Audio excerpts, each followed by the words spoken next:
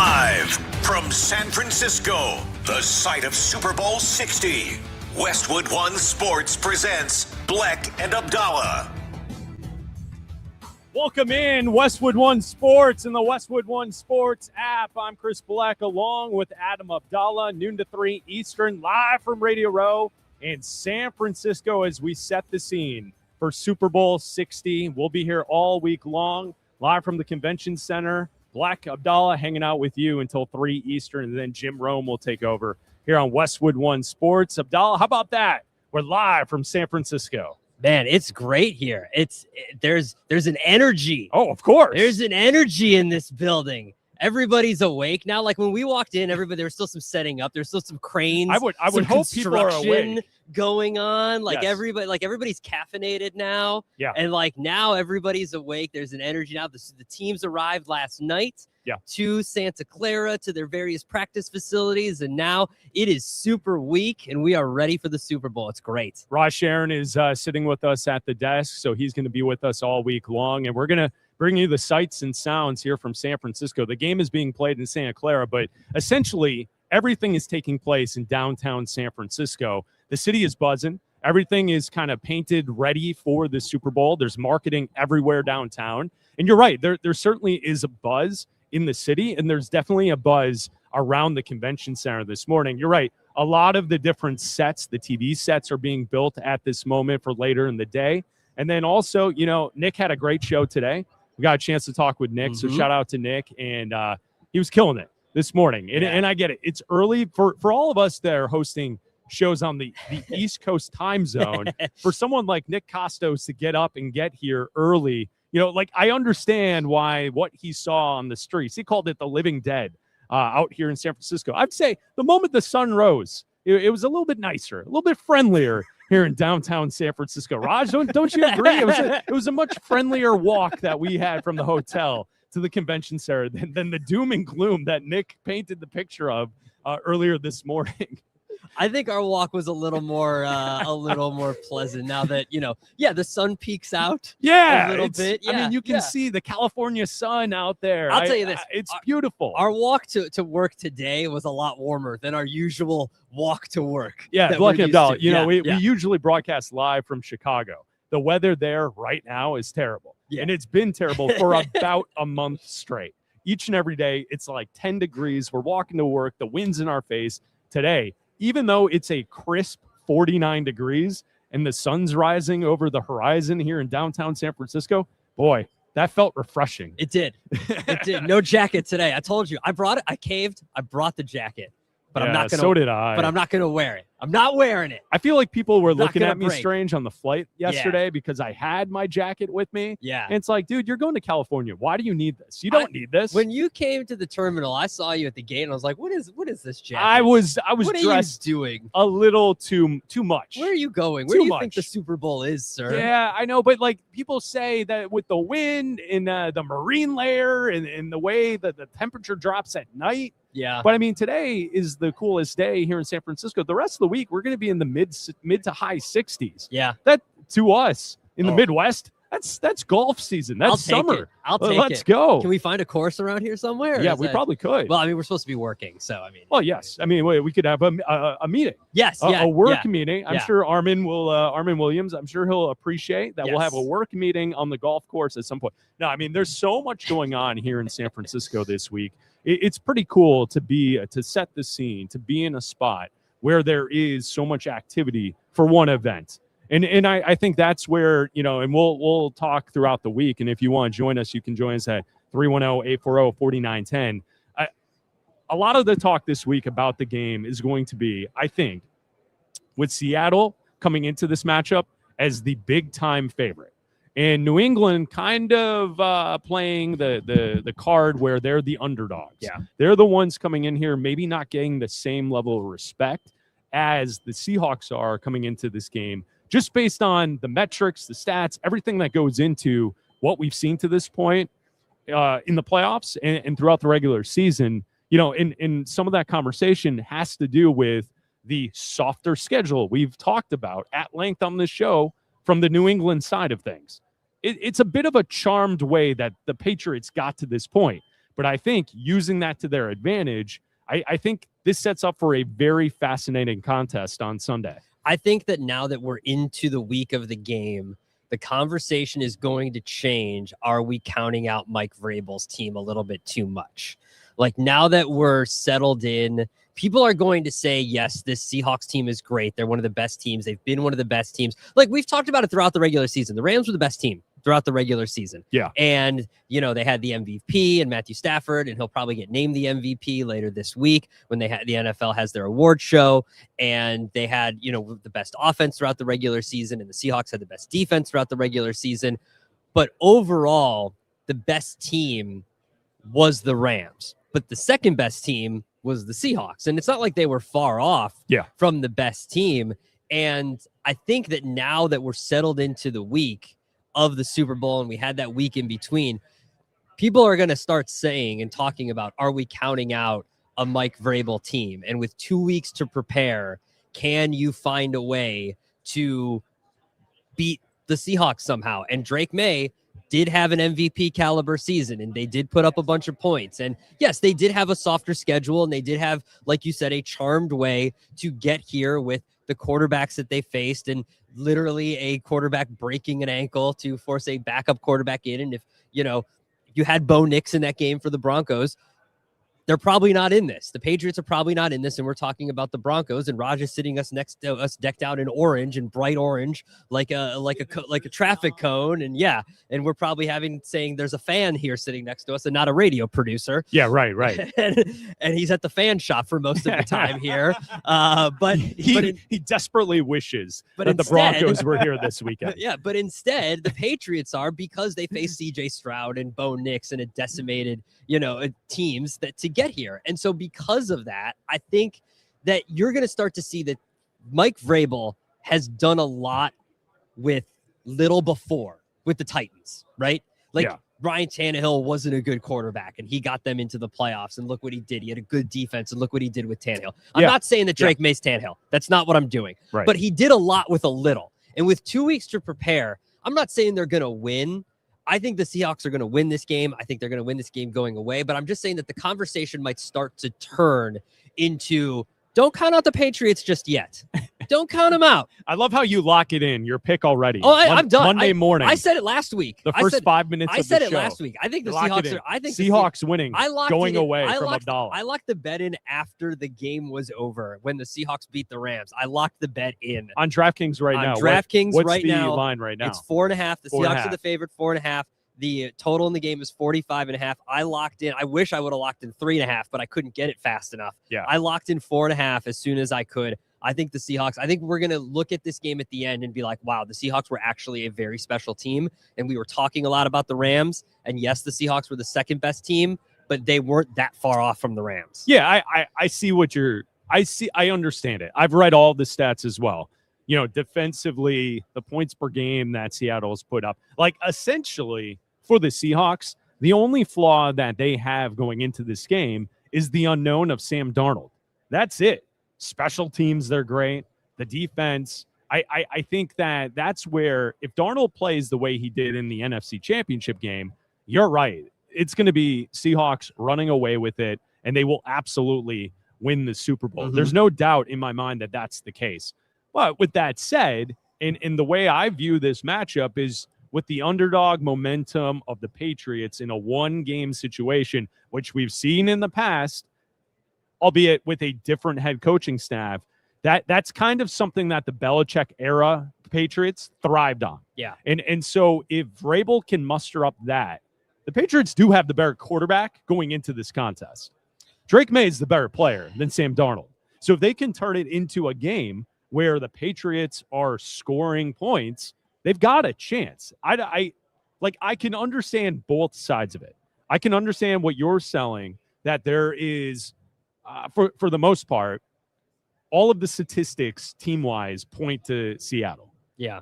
They also have the lesser of the two quarterbacks. And I think that matters in a game like this. Yes, but I also go off of what I've seen recently. And we did that with the Rams defense. And we talked about how the Rams defense, weeks 1 through the halfway point of the season, were one of the top units in the NFL.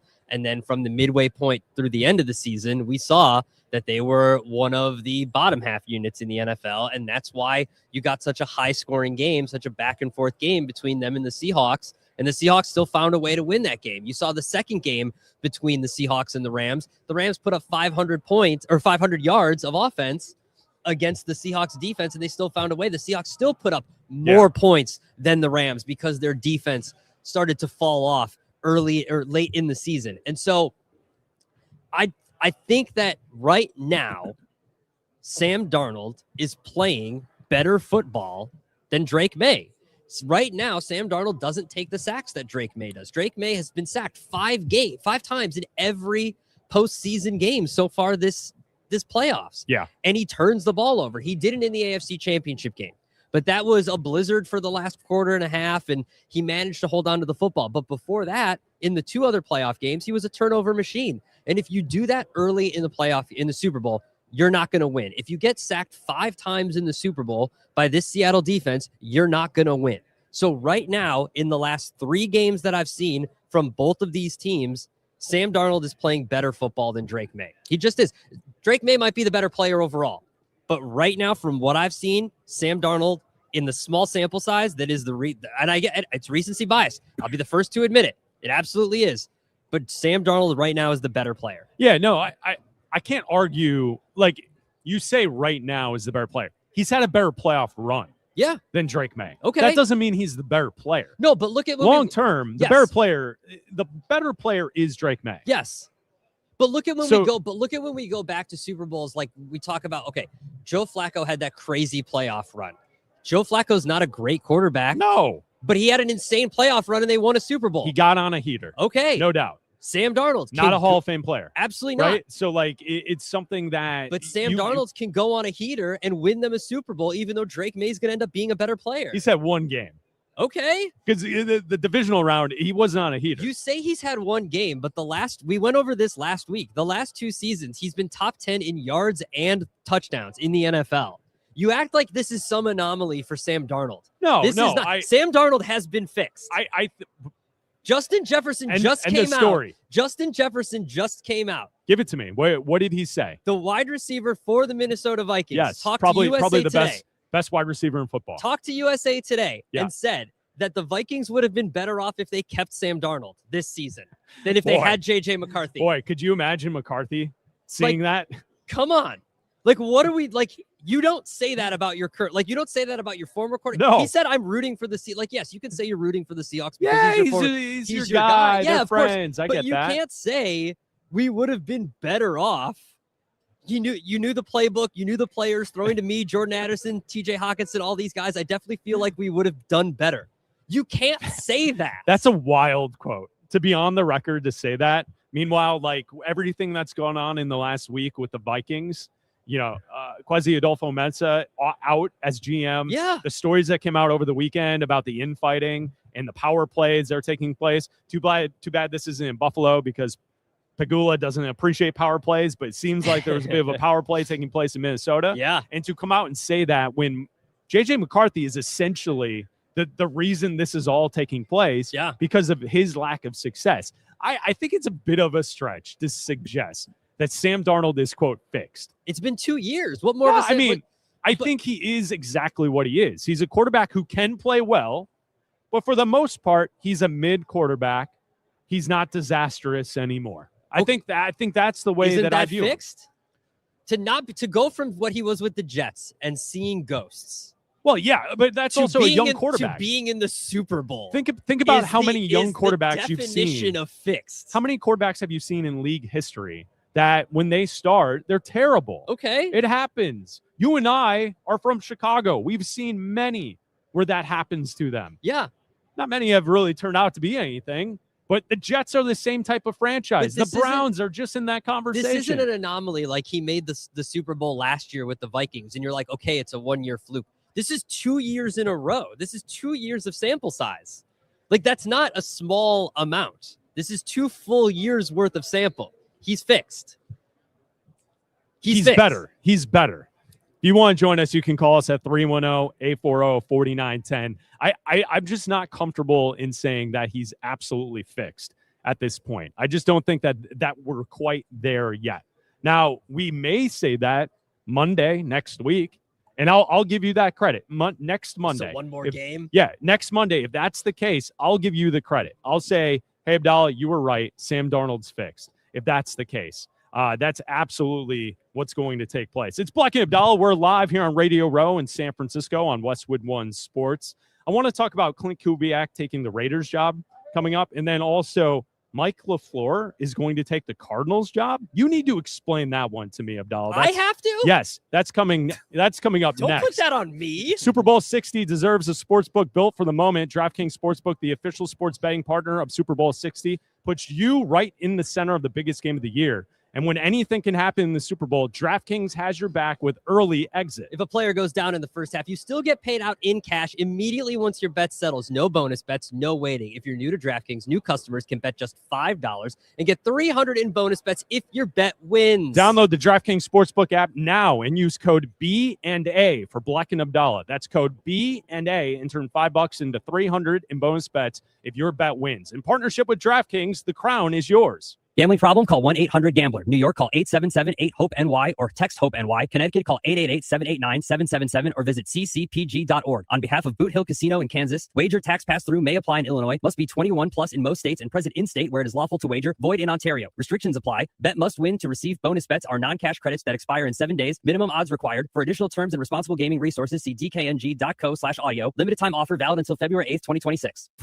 This is the week the entire NFL season builds to, and we've got everything you need to know. Super Bowl stories, news, and every angle that actually matters on Westwood One Sports and the Westwood One Sports app.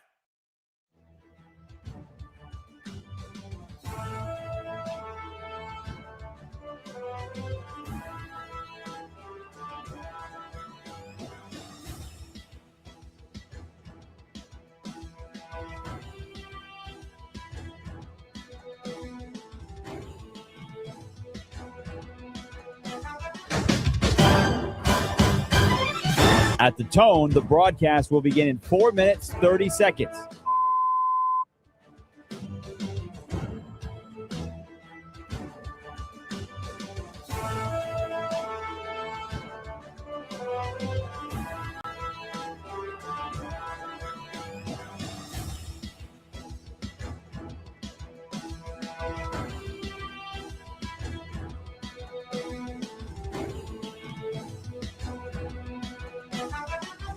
At the tone, the broadcast will begin in 4 minutes.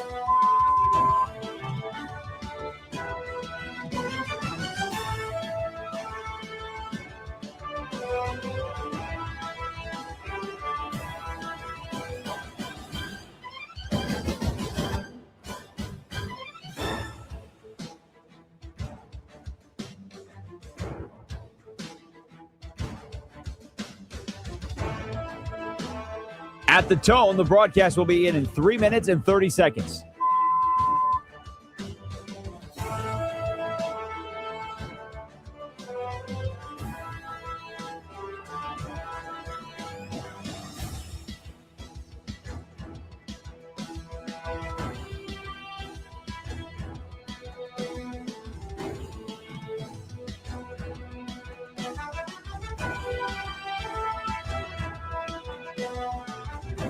At the tone, the broadcast will begin in 3 minutes.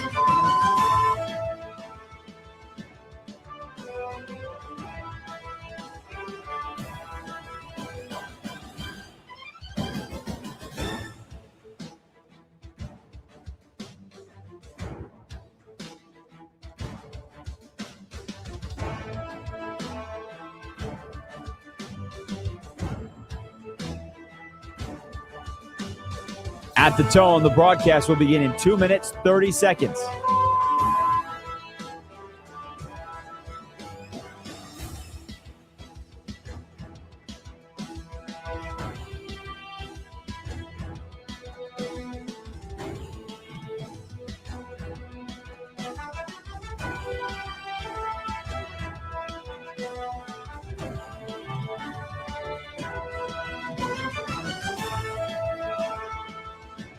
At the tone, the broadcast will begin in 2 minutes.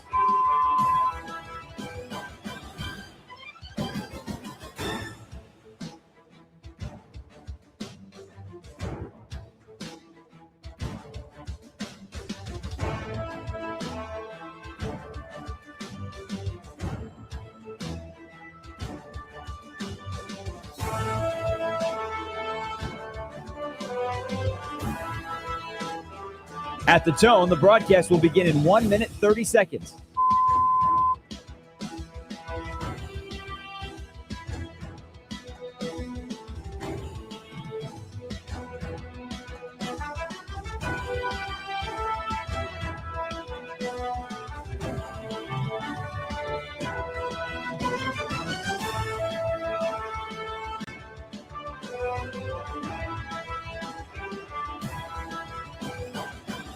At the tone, the broadcast will begin in 1 minute.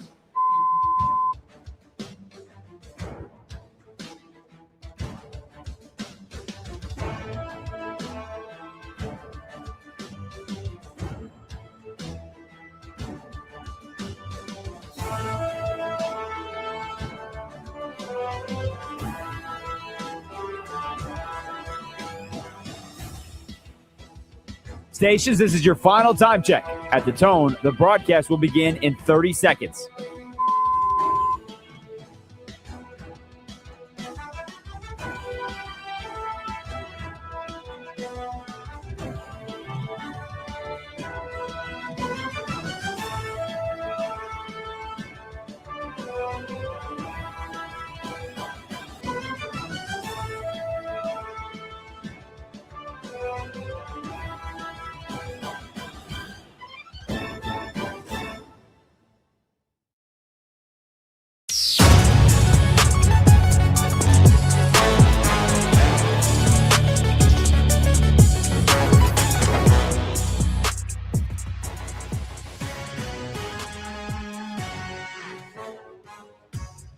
Live from San Francisco, the site of Super Bowl 60, Westwood One Sports presents Bleck and Abdalla.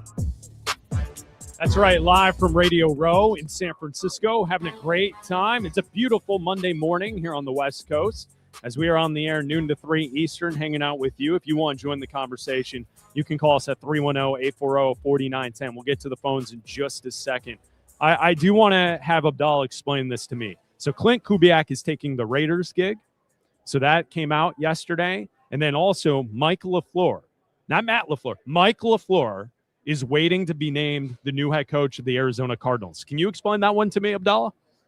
Which one? LaFleur? LaFleur. LaFleur? Yes, the other LaFleur getting the Cardinals job. The floor? Yes. Well, it's a job. He's a no. He's a End coach. of story. End of story. Let's He's go a find coach. any of the other great minds here on He's Radio a Row in the coach. Convention Center to talk about this. Yeah. Well, here's the problem. And I heard Nick Costos talk about this earlier. He's on right before us. Say this this happened the last time the Cardinals had a job opening. They were the last job to be filled as well. Yeah. So like that says everything that you need to know about the Cardinals. Like they're last. They've always picked last, and like. It's a job, and Okay. he's a coach, and like he's a decent offensive mind. Okay, There's the cut. It's a job, and he's a coach. what did we say about What did a we say? rigging endorsement from What did we Abdalla say- there, what did we say folks. about the Browns? Raj, What did we say about the Browns Are we job? for real with that? What did we say about the Browns job? It's a job that no and- one wanted. and Munkin's a coach. Yeah, well, like, that's true. We did the rankings. This is about the these. there's only 32 of Yes, them, like yes. definition. We Yeah. did There's the only rankings of 32 these. There's them. only 32 of these, and guess what? But here's what I'm going to say to you guys, and why I'm bringing it up, and why I think it's something to talk about. How far down the list do you have to go before the offensive side of the ball little genius card runs out? Like now we're going to the brother of guys who have been head coaches. Now we're going little Kubiak gets the job, and Raj has thoughts on that. We'll address it because he's a big time Broncos fan. So he saw Kubiak's dad for a long time in Denver. And he's also seen, like Raj, when you look at Clint Kubiak taking the Raiders job, what do you think of that? It's Going weird to a to team me. in the Like division. emotionally, it's weird. Like, take your favorite NFL team And then imagine someone who's meant a lot to them. Like Gary Kubiak won a Super Bowl as a head coach. He was an offensive coordinator on the other 2 Super Bowls. He was John Elway's backup forever. He is Broncos orange and blue. And now his son is coaching the Raiders. I'm very conflicted. I mean, I'm happy the guy got the opportunity, but it's weird. Yeah. Of all 32 I get it. teams, you wound up in the division. I get how this is going to go, because in 20 years after Ben Johnson wins 7 Super Bowls in Chicago, and Ben Johnson's son and little Ben Johnson becomes the coach of the Packers. Little Ben Johnson becomes coach of the Packers. I understand how that's going to work. It's weird. Yeah, it'll be an issue. Yeah, because like here's why I think it. Here's what I want to call out with Mike LaFleur and the Cardinals. Brian Flores didn't get a job this cycle. That's crazy to me. Another name who was just recently in the news over the weekend for coordinator jobs who didn't get a job was Cliff Kingsbury. Yeah. Like, that to me is surprising that we're going to Mike LaFleur and Clint Kubiak for the gigs. And I think Kubiak is deserving of the shot. But the Matt LaFleur one, the Mike LaFleur one is I think the most surprising outside of Munkin being hired by the Browns of this entire coaching cycle. I already know what your reaction is going to be to this, and you're going to say you can't coach scared. However, you can't tell me that taking a job where you're coaching against the Rams, the Seahawks, and the 49ers twice a year is like, sign me up for that. Like, it's I don't think people look at it that way. They absolutely I don't think coaches do. Look at it. No, they 100% do, because that is a 3-year job and then you're fired, because guys stake their reputation on this. And when you don't have a solution at quarterback, when you're picking, what are they picking? 3rd in a draft with 1 quarterback this year. So what are you getting? Are you sticking with Kyler Murray? Are you trading him? Is it Malik Willis? Like, what are you getting? Like, what is your answer at quarterback? And so when you don't have a desirable job, we rank this job one of the lowest desirable jobs of this cycle, right there with the Browns. It was the least desirable, and then it was the Browns. Yeah. And if we knew what we knew about the Bills, it probably would have gone Bills because they had Josh Allen, would have been a little bit higher, and then Cardinals and then Browns. And no one wants this job because there's no outs. There's no way out of this hole that you're in. You're drowning in this job because you have no way out at quarterback. You're going to go 0 in your division. You just are. So what? You're hired to be fired in 3 years. That's what this job is. LaFleur will be fired in 3 years, and he'll go back and be an offensive coordinator somewhere else. And then in 3 years after that, he'll be another genius that gets hired with another shot somewhere else. At least Kubiak has a shot because he's got the number 1 pick, and he gets to draft Fernando Mendoza, and he's got a bunch of cap space that he can go and that team can spend on defense and add some weapons and offensive line, and at least they can build something. Whereas like the Cardinals are just a mess. Like, you rank the Raiders job as one of the top jobs that was open. Yeah, I did the entire time. I think it's a good job. And the Cardinals job is one of the worst jobs. So like, don't shine up this job just because he took this job and it was the last job open. It was a job and he's a coach. Yeah, that's from it. Adam Abdalla. There's That's the it. promo cut. It's a job and he's a coach. That's it. That's all it is. Bleck and Abdalla hanging out with you at 310-840-4910, taking your phone calls. Don in DC, you're on with Bleck and Abdalla. What's up, Don? Yeah, what's up, man? Good to be on the line with you. I just started listening to you guys not too long ago, maybe like 2 weeks ago with the whole changeover. Good show. Well, I just want to make a quick comment on Sam Darnold. Yeah. In your comment about is Sam Darnold fixed or not, the answer is absolutely not. Like, this guy, I mean, he's been in the league 8 years. I mean, he had a good season last year, crumbled in the playoffs. He had a good season this year. He still finished 3rd highest in interceptions, only behind Tua and Geno Smith to lead the league in interceptions this year. And he hasn't even been playing great at all these playoffs. I think Sam Darnold over the past 2 seasons are more of a product of the weapons he has on offense and the great defenses, the one he has this year and the defense with Minnesota last year. I'll listen to your comments. Yeah, thanks for the call, Don. Appreciate it. Abdalla, the floor is yours. I think that, but that can be fixed. Like, if you look at how many quarterbacks that we have. What a great call from Don. I love that. No, but that can be fixed. If you can go, look, his team is in the Super Bowl. They were the #1 seed and his team is in the Super Bowl, and he still led the league he was still top 10 in yards and touchdowns. Like, sure. You can still propped up. Okay, propped up by his defense. He's still in the Super Bowl. And good offensive players. Okay, and his interceptions didn't hurt the team. Find me one game where his interceptions hurt the team. They were the #1 seed and his team's in the Super Bowl. I'm waiting. It's Bleck and Abdalla here on Westwood One Sports. I'm waiting. Well, I'm waiting for another caller to make my point for me. Because you can, if you have a good defense, you can make mistakes. If you have a good defense, you can make mistakes like that. This is going to be a long week hanging out with you on and off the air. If your only retort is like, well, the stats, like if you're just going to be stat guy and not like watch, like, come on, that Seattle is great, not because of Sam Darnold. I understand that. It's going to be a long week. I understand that. We have a lot of time to spend together. I get Raj, that. this is going to be a long week if every conversation we have off the air is I'm surprised we haven't gotten the Sam Darnold just got Kubiak the Raiders job yet. Well, right? Listen, I don't see. Here we go. It's the third year in a row that Mike McDonald's going to be looking for a new OC. So there's something going on with Seattle. Okay. We go to King in Boston, listening to Bleck and Abdalla here on Westwood One Sports. What's up, King? I'm just going to let you know that everything everyone says on all the hype, it usually goes the other way, because I was a victim of that with the Giants, and they thought the Patriots were going to beat the Giants, and Eli beat them. But the thing is, it doesn't play out that way. Whatever said, all the hype and everything, it usually goes the other way most of the time.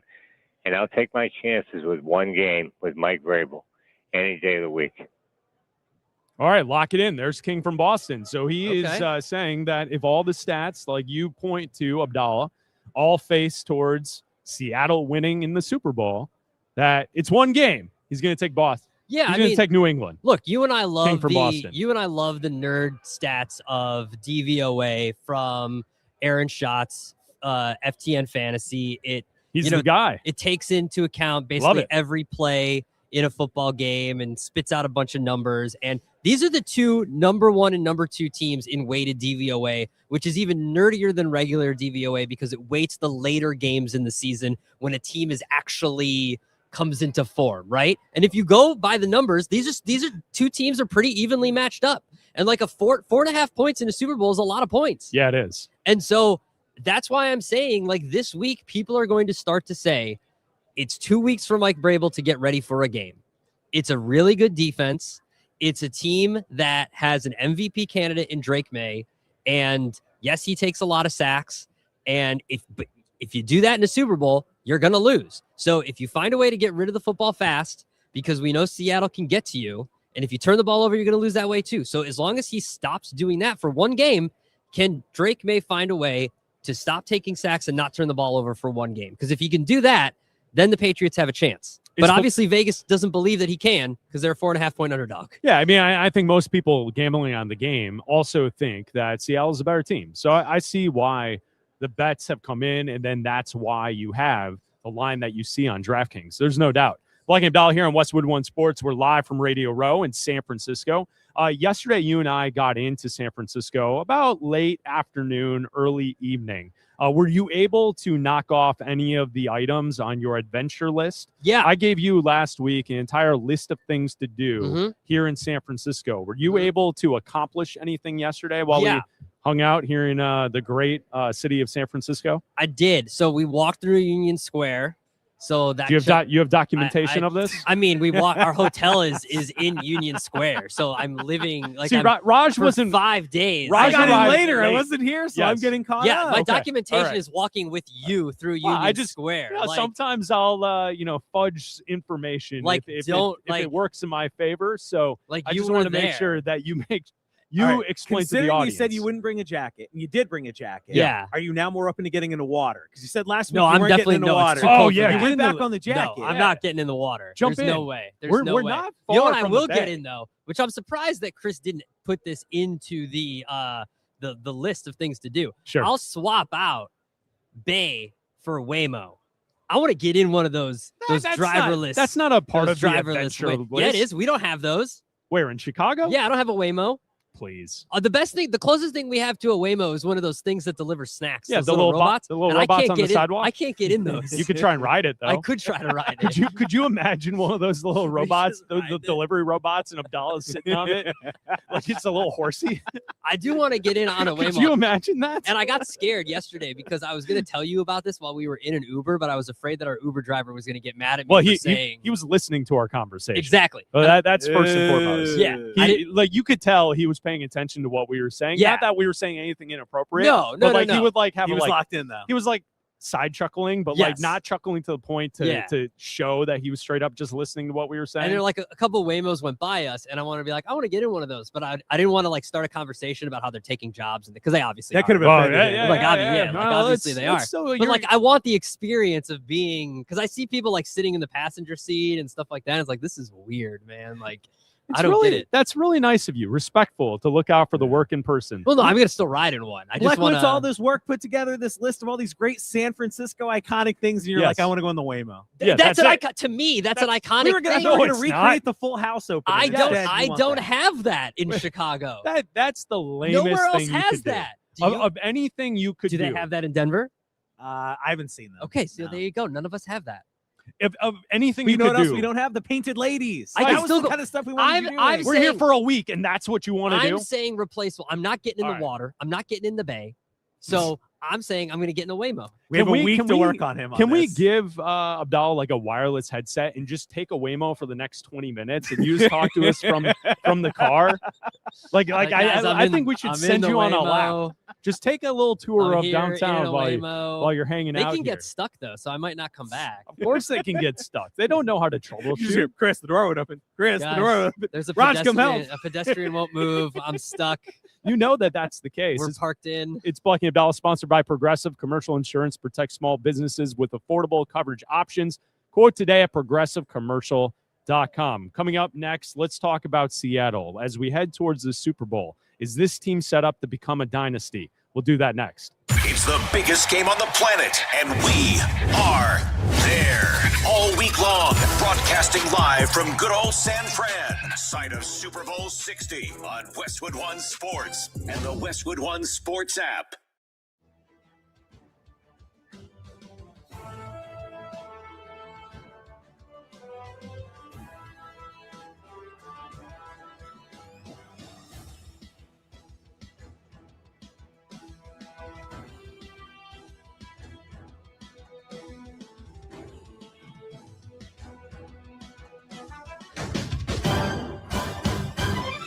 At the tone, the broadcast will begin in 4 minutes, 30 seconds.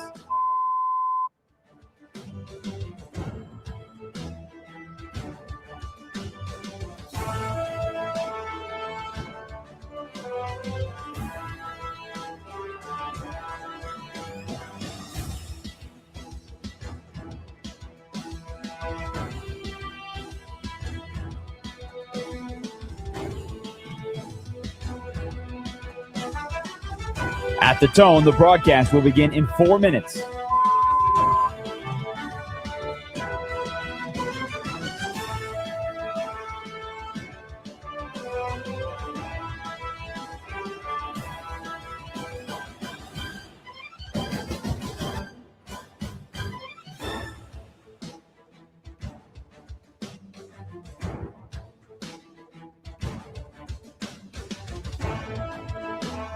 At the tone, the broadcast will begin in 3 minutes and 30 seconds.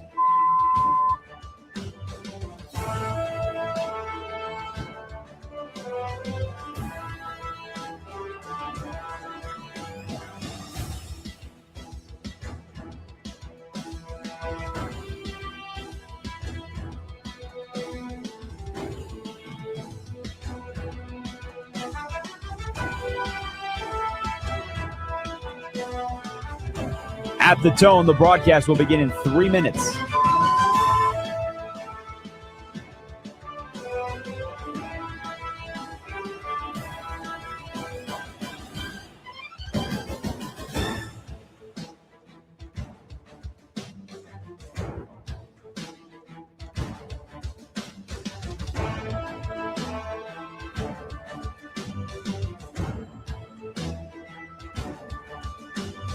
At the tone, the broadcast will begin in 2 minutes, 30 seconds.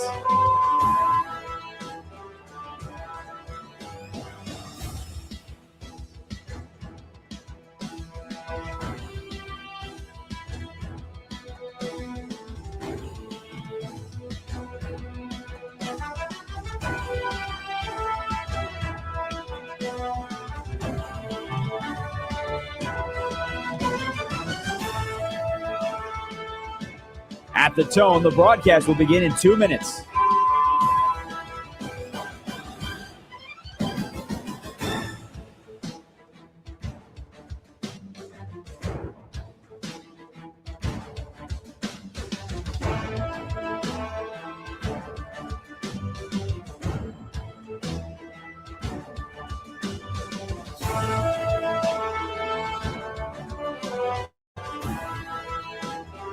At the tone, the broadcast will begin in 1 minute, 30 seconds.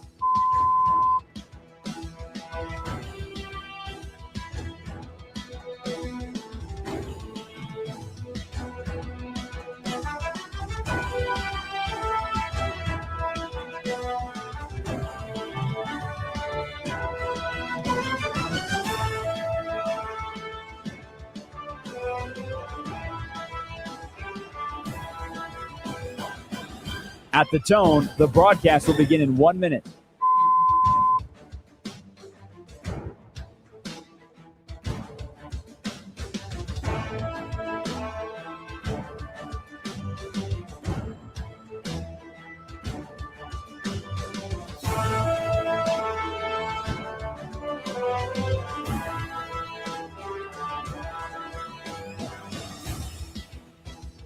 Stations, this is your final time check. At the tone, the broadcast will begin in 30 seconds.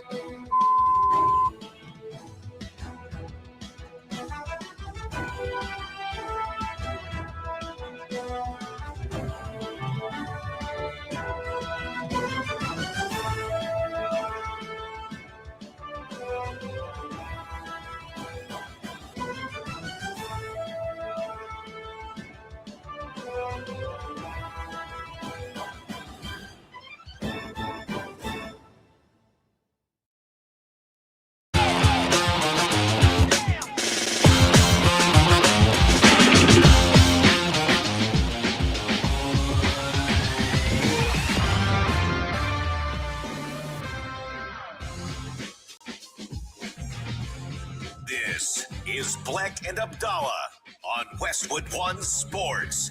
Here's Chris Bleck and Adam Abdalla. All right, the live play-by-play here on Radio Row. Abdalla just knocked his coffee off the table onto himself, but caught the coffee. Yeah, there's like 2 drops. And I think it's like minimal spillage on your sweater. is. This is a nice sweater. You wore this specifically because you thought you would be on TV somewhere. No. I I think so. No, I brought warm. It looks really nice. I brought warm clothing because I didn't want to wear a jacket. So I brought sweater stuff. But this is not. You don't usually wear nice sweaters like this No, I to do. host the radio show. Well, yeah, because we're usually like on, YouTube and we host a sports radio show. Like I'm not, like I'm not in office. I think you dress. Is there a specific NFL personality that you dressed up for? Yeah, Jared Payton. JP? Yeah, Jared Payton, son of Walter Payton. Okay. All right. Only JP. He's the guy? Yeah, and I saw All right. him today and he went and he went, nice sweater. not Adam Schefter? No, not Adam. Ian Schefter. Rappaport? Not Ian Rappaport. Albert Breer, maybe. Breer? I saw Breer today too. Yeah. Like Sando? Yeah, no. And I got it. Sando's on with Costos. It's on the side, a little bit of coffee spillage, but you can't tell. So I'm really proud of myself. I first went, "Are you okay?" In Yeah, case he like- burned himself. like he thought it was Then when hot. I realized he had this, I've had I laughed. this for like an hour and a But half. it was too. like there's pretty- no way. It was Well, skilled that I'm basically just waiting to throw it away, so there was like nothing in it. you so. knocked it off the table, And but then then you caught it. also caught it Yeah. with one hand. Yeah. You caught you held on to the ball through the completion of the catch as Thank well. you. Yeah. So if the flag was thrown to review it, do we have I do we think, have any of those refs around here? Any of those I'm TV sure refs I'm around sure here somewhere there's a booth in that I this can talk to. facility Yeah. breaking down plays from the NFL Are season. they? You know what they are? They're in a dunk tank around here somewhere. Can I don't like I feel like sometimes when people travel and then they bring it to a radio show, it's like, oh, congratulations, you traveled somewhere. Yeah. And it's like, yeah, everyone flies. So like airplane stories aren't really that interesting. Yeah. As I was waiting to go through TSA yesterday, security, the metal detector, right before the guy in front of me, right before he walked through the metal detector, I didn't tell you this, Raj, yet. He had a dog with him, and he went to pick up the dog to go through the metal detector. And the moment he went to pick up the dog started to go number 2. Oh, everywhere. Wow. And in the most appropriate way of saying it, was not solid. Oh. And it went all down his pant leg and on Ooh. his shoes. And the poor dog was shaking. And I felt Yeah, so you feel bad. for the dog. I felt bad for the dog. I felt bad for the owner because it turned into a big scene where the TSA agents were like, all right, we got to close down this lane. Everyone that way. And they're pointing Into the everyone protocols. back to the other side of the line. And, you know, someone like out of nowhere, someone comes up and puts like a little sign, like watch your step sign, like for spillage. And I just felt so bad for the guy and his dog. And I'm like, as a dog owner, that's exactly what my dog would have done if we tried to travel by plane somewhere.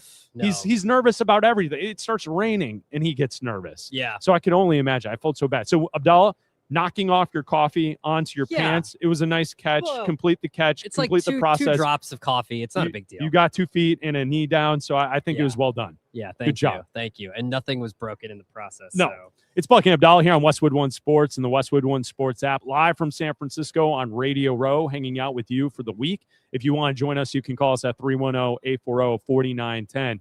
So Seattle heading into this game, it does feel like the Seahawks are set up, if they win on Sunday, to perhaps become a team that can make this run for a couple of years in a row. It does feel like they have all the pieces in place. And if Sam Darnold does what Abdalla has been telling us for the last 25 minutes and is that great of a quarterback, are the Seahawks on the verge of becoming a team that can be in the dynasty conversation with a couple-year run that we're seeing going into this week? I think it's very tough to do that in this NFL, especially considering the division that they're in. Like, if the 49ers ever find a way to stay healthy, they win the division. You know, if the Rams find a way to, you know, do anything, like stop one thing, stop anything, get a stop on defense, they might win that game, the NFC Championship game, and they're in this game that we're talking about here. Yeah. You know, so anything can happen.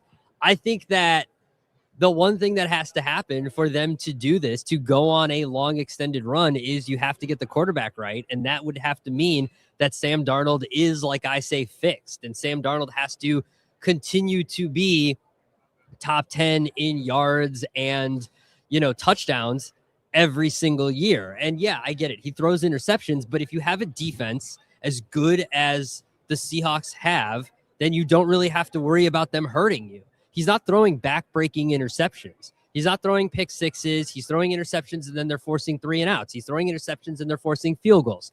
He's not throwing anything that hurts the team or causes them to lose games. And they're losing Clint Kubiak on offense. They lost their offensive coordinator last year. They lost their offensive coordinator the year before. Now, I know Sam Darnold's coming in with Clint Kubiak is new, so we'll see how this affects him. Getting a new offensive coordinator this year, how will that translate to next year? That will be what sets this up. Now, having a guy like Jackson Smith-Njigba is huge because he's one of the better wide receivers in the NFL. He can catch anything. So that's obviously good for Sam Darnold to have that kind of weapon there. But as long as you get the offensive coordinator right and you don't lose that, the problem is in 2 years, if they're just as good, you're going to lose another offensive coordinator and another offensive coordinator. But as long as you have a defense to save Sam Darnold from his mistakes and Sam Darnold doesn't lose any steps from what he has now, I think they'll be good as long as you can compete in this division. The problem is you're in the best division in the NFL right now, along with like the NFC North as long as none of those teams fall off. Like, I don't think the Lions are going anywhere. I don't think the Packers are going anywhere, or the Bears are going anywhere. I don't know what's going to happen with the Vikings if J.J. McCarthy can ever play well. Yeah, that's true. But if those two divisions are going to be tough, the problem is I think the 49ers will rebound, and I think the Rams will be good for at least another year with as long as McVay just got the extension and Matthew Stafford doesn't retire, I think they'll be good for at least another year until Stafford steps away. And I think that's the conversation where sure, they could be, I guess, but you also have to do it. Right? Like that's where, to me, it's too early to say this could become a dynasty, because that's something that takes time to accomplish. That doesn't just happen overnight. It doesn't just happen because you play in one Super Bowl. Now, if they win the game 48-12 and it's just a complete domination heading into next season, they'll be the favorite. Like, that will be the team. Yeah. And that wouldn't surprise me if that's the outcome. But it's also like, this was a season where I feel like a lot of the good teams in the playoffs, they all had one fatal flaw, and it could have been anyone in this matchup this weekend. Mm-hmm. So Patriots, Seahawks, it could have been Denver or Buffalo, or even some of the other teams that didn't, you're looking at Los Angeles with the Rams. Like, I don't think it's too crazy to suggest, as guys who follow the Chicago Bears, that, like, I don't think the Bears were far off this season. No. Now, did they do it? No. And I don't think they'll be a favorite next season to win the Super Bowl, but, like, they had a chance. And I think that was my perception of watching the playoffs, is that there wasn't necessarily a dominant team. It's that anyone could have gotten to this point. It's just there's a flaw with each and every one of these teams heading into the playoffs. And it's Bleck and Abdalla, sponsored by Ethos Life, the easy way to get life insurance in 10 minutes, up to $3 million in coverage with no medical exam, just a few health questions. Get your free quote at checkethos.com. Not available in all states. I think everyone had a fatal flaw. Absolutely. And even before they play the Super Bowl, looking ahead to next year, the Rams and the Seahawks are both plus 950 to win it all next year. So going in, both those teams in the NFC are the favorites to win the Super Bowl next year. Now, obviously, if, like you said, if the Seahawks go in and win 42-10 or something like that, that's going to skyrocket, and they're going to be, probably like plus 600 to win the Super Bowl, and the Rams might stay at plus 950. Right. But they're still going to be the favorites to repeat. Now, it's insanely hard to repeat. I don't think, if you go through the rest of these teams, the Bills are right there at 11-1, the Eagles are there at 13-1, and then you've got the Patriots, the Ravens, the Packers, the Lions. So all these teams are still right there, but there isn't a dominant team. There isn't a team that's like, Patrick Mahomes and the Chiefs just aren't going anywhere. You know what I mean? They're just going to dominate everybody and steamroll through anybody. I think Drake May, with another year under his belt, is going to be that good, and teams make adjustments. I think the one thing to watch out for is, what is Matthew Stafford going to do? I think he's going to stay and play another year. And if he does, is this like the retirement? They've got one last ride with the Rams, and then they push everything in and try to just win it all and do everything they can. They just extended Les Snead and Sean McVay. So obviously they're not going anywhere. But what do they do with Stafford? Because this is going to be, if this is his final year, this is the last year of his deal going into this season. So it's Bleck and Abdalla here on Westwood One Sports. As we continue on here live from Radio Row, the Bleck and Abdalla Show, this is our first go here on Westwood One Sports. You and I have been hosting a radio show for many years together in Chicago. And something that has taken place during Super Bowl week is an idea and something that Abdalla has brought to the table for many years in a row. And I am concerned, Raj, I'm going to bring you into the mix. We got a minute before we break, but it's something we have to keep our eyes on here on the show throughout the week. Abdalla has a theme called Soup per week, where he has a soup every day on the show. But because we're on the West Coast broadcasting, it's morning here. Yeah, it is. We're coming up on 10 o'clock. You have soup for AM. breakfast? So, Well, on cereal Western. is a soup, so. So Abdalla, what is your plan for this week? Do you have an idea for Super Week? Because we're on 9 to noon Pacific, it's tough to get soup during the day. So the bit's just dead. No. Dead on arrival. Whoa. Who said the bit was dead? There's these things called phones. There's social media. I can rate soup during the day. I can take video. So you want to take it offline? I can take online. The point was that it's for the show. Online. The show extends. The show doesn't end. Do you have a plan for soup today? The show doesn't end. This is what I'm trying to get to. Don't we have 2 more hours plan. left. I got a whole city at my disposal. Don't worry about my plan. There's chowders. There's bisques everywhere in this city. Don't worry about it. All right. Stay tuned. Bleck and Abdalla here on Westwood One Sports. This is Westwood One Sports.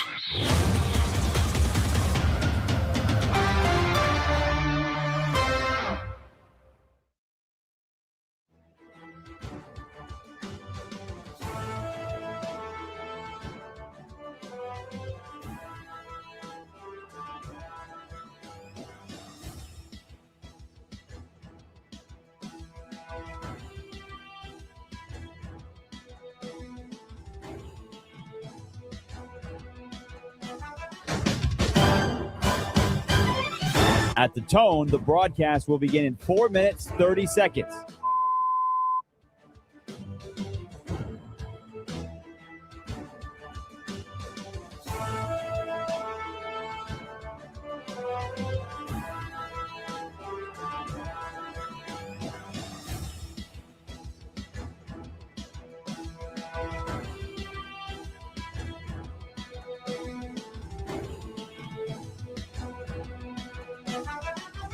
At the tone, the broadcast will begin in 4 minutes.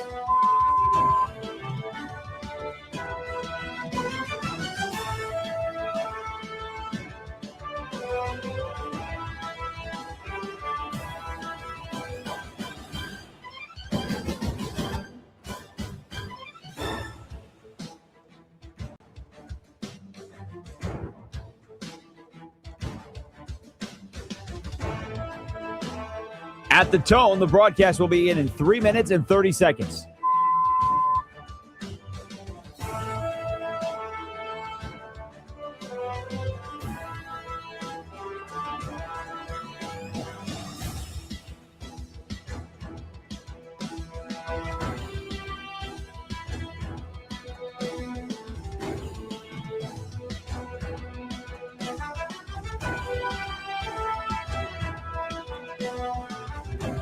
At the tone, the broadcast will begin in 3 minutes.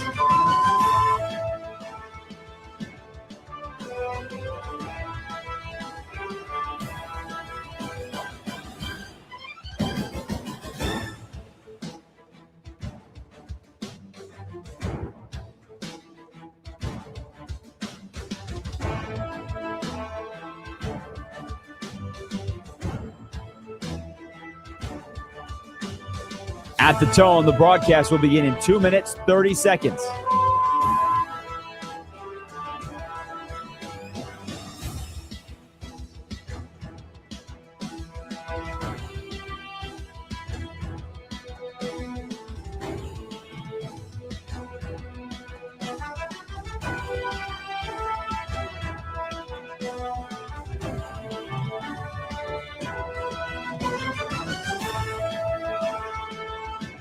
At the tone, the broadcast will begin in 2 minutes.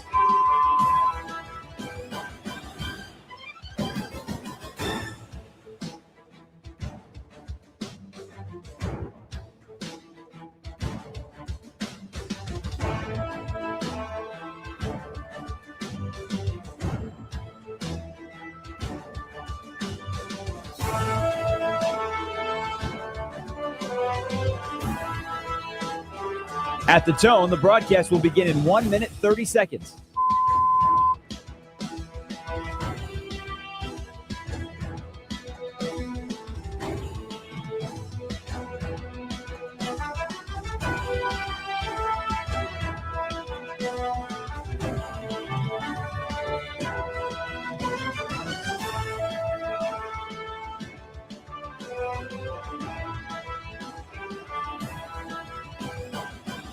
At the tone, the broadcast will begin in 1 minute.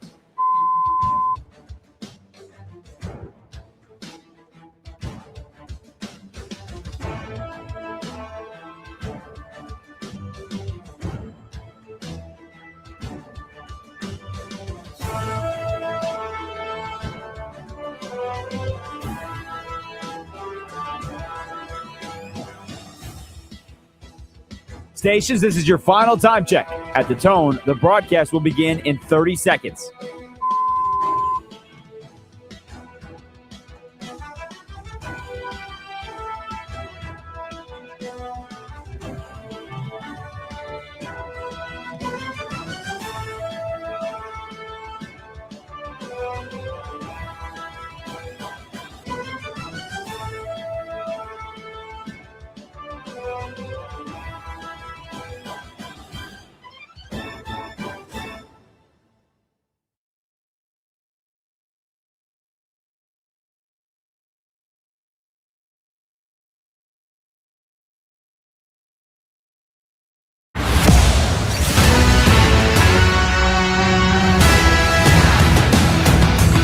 Live from San Francisco, the site of Super Bowl 60, Westwood One Sports presents Bleck and Abdalla.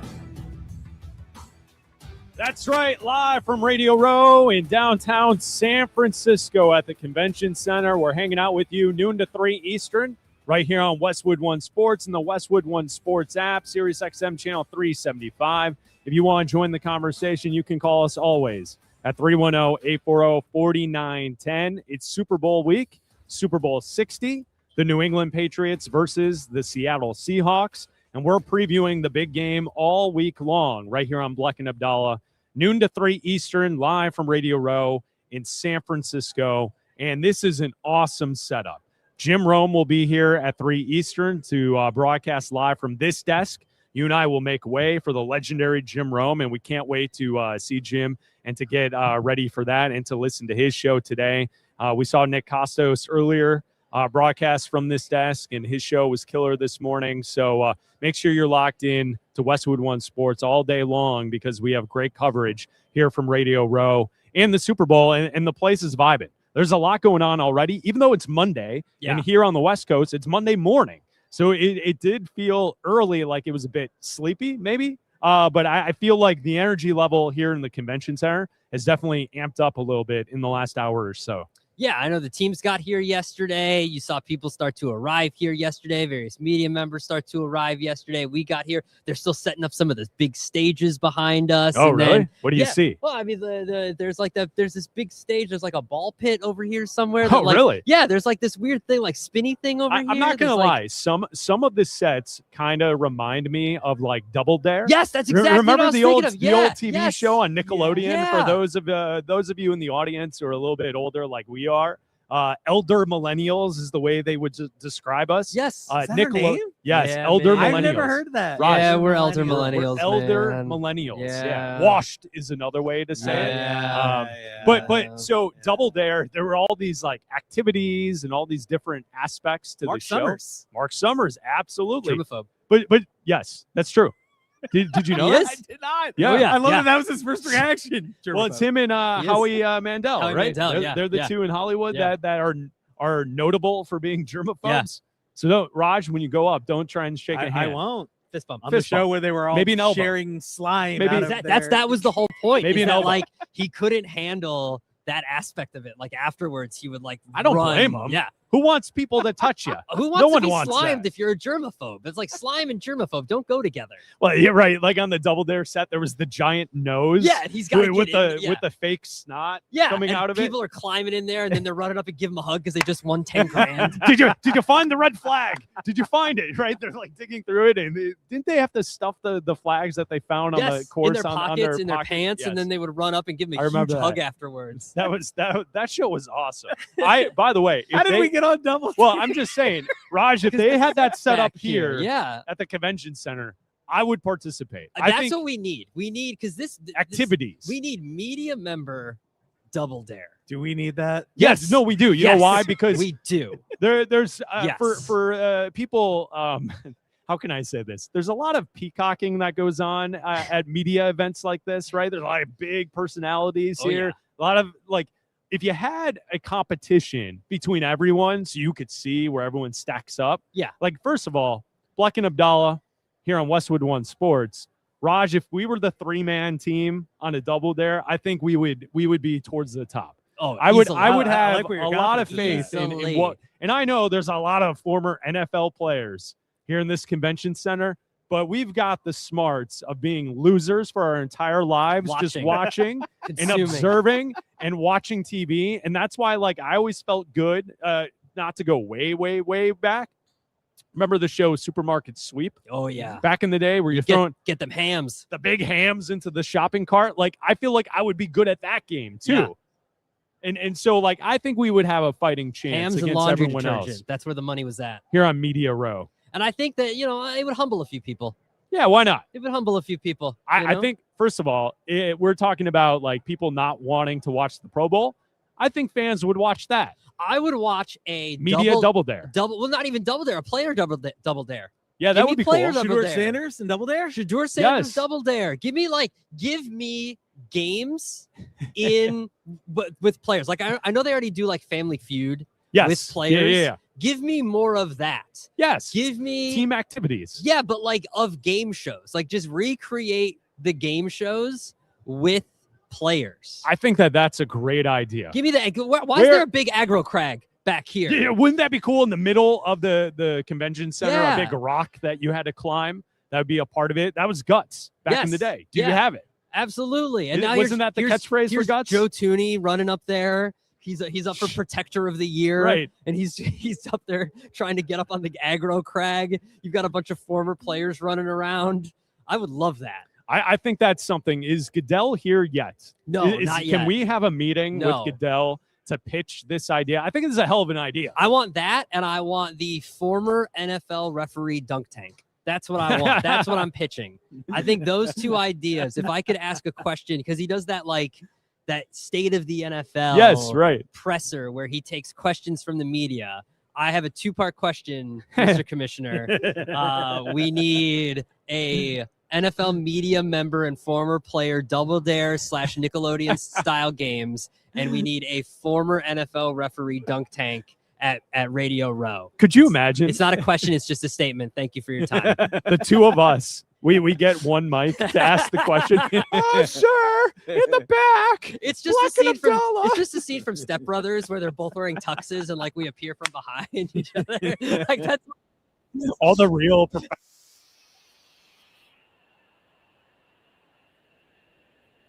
What the hell are they doing on Westwood One Sports? I'm slipping out the back. Poor Raj. Yeah. You have to babysit us all week. I'm sorry. But hey, I want to say this. First time we've met in person. Yeah. I love having you here, and this is awesome. This is awesome. I can't wait to hang out for the entire week. And I know you can watch us live on YouTube. We gotta move the Abdalla camera. Show. Raj on camera. Bleck and Abdalla Show. You can watch the show live right now. That's our YouTube channel. We're broadcasting live. You can see Raj's arm giving me bunny in the ears, picture. yeah. The YouTubers are very interested in Raj getting on camera at some point. Yeah. So here, lean in here. Lean in. So here. I just want to establish for those who There, can't let's be see. here There you with go. us There you on are. Radio Row. There's Raj. Raj is here with us. He's on camera, so shout out. And you can always watch the show, Bleck and Abdalla Show on YouTube. Like and subscribe. We're hanging out. It's live from Radio Row in San Francisco. The big game is this Sunday, Super Bowl 60, Seattle and New England. And really, the vibe in the city has been pretty electric. We've been here since yesterday afternoon, and everything, as expected, is prepared and painted for the game. Downtown San Francisco, there's a lot of signage everywhere, and you can tell that this city is ready to put on a big event and a big party essentially all week. Do you know how many people, like, without being provoked, because we've talked about it, you and I have talked about it, we've talked about it with various people, and Raj and I just during the break. Raj, another conversation about it. Another conversation about the logo, and the logo of Super Bowl 60 incorporates the city of San Francisco, and how it has the Golden Gate Bridge, and how it has elements of the city, and how this is now back in the logo, and because of that, like the city is dressed, for lack of a better word, it's like dressed up for the Super Bowl. Every shop has like the Super Bowl stuff in it. There's banners around the city. Everything is done up for the Super Bowl. Let's not oversell it. The logo is not on the level of past logos. No. But it's a start. But it's a start. Yeah. We have gone past the Photoshop. Just add a Roman numeral each year. Yeah. At least they did something. But they're actually hiring someone to make the graphic design where like it felt for like a 10-year period they were just running that thing through like AI. And I mean, they logo. still might be, and but it was just shooting out just this boring gray looking silhouette deal where like the old Super Bowl logos, if you are someone like an elder millennial or older, if you're someone who's a Gen Xer or even older, the old Super Bowl logos used to have character. The Yeah, 31 in New Orleans. Yeah, that was a part. And you That know was a what, great Raj? one. The best thing about it is based on the logo, for the most part, You can tell what city it was in. Or yes. yes. and you can remember the game. You're talking about the one that has the Mardi Gras logo. That's The where Brett Favre Packers. won Yep. his first Super Bowl. And he's running down the sideline with his helmet off, and Desmond Howard returned the kick. Yep. Right, the punt return for a touchdown. He was the MVP of the And then game. look right around here. Yeah, those all look the same. Something And I think a lot of those that look the same, a lot of them were like Patriots Super Bowls, unfortunately. And it all is like watered down.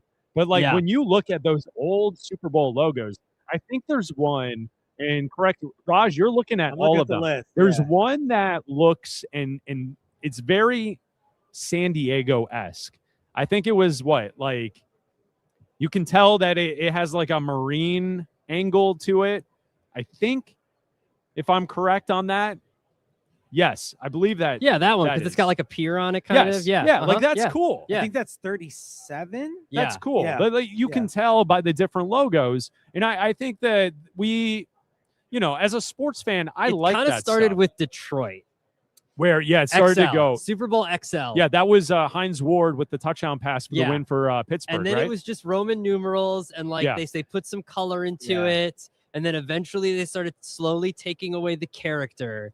And then it was just, here's some Roman numerals and the Lombardi trophy. And I know that there's a lot of 45s when it fell off. Yeah. there's a lot 45 of fans that based on what's available, if you are a Patriots fan, if you are a Seahawks fan, and you want that gear that has the new Super Bowl logo for this season on that gear. I've seen over the weekend a lot of People complaining, are mad about a lot it. of complaining Yes. over Fanatics and the way the gear for this year's Super Bowl kind of looks, whether it be jerseys that cost $160. I guess it's like super plain. It's just like a white. It's a white jersey Patriots with numbers jersey. and a logo and a patch, and that's it.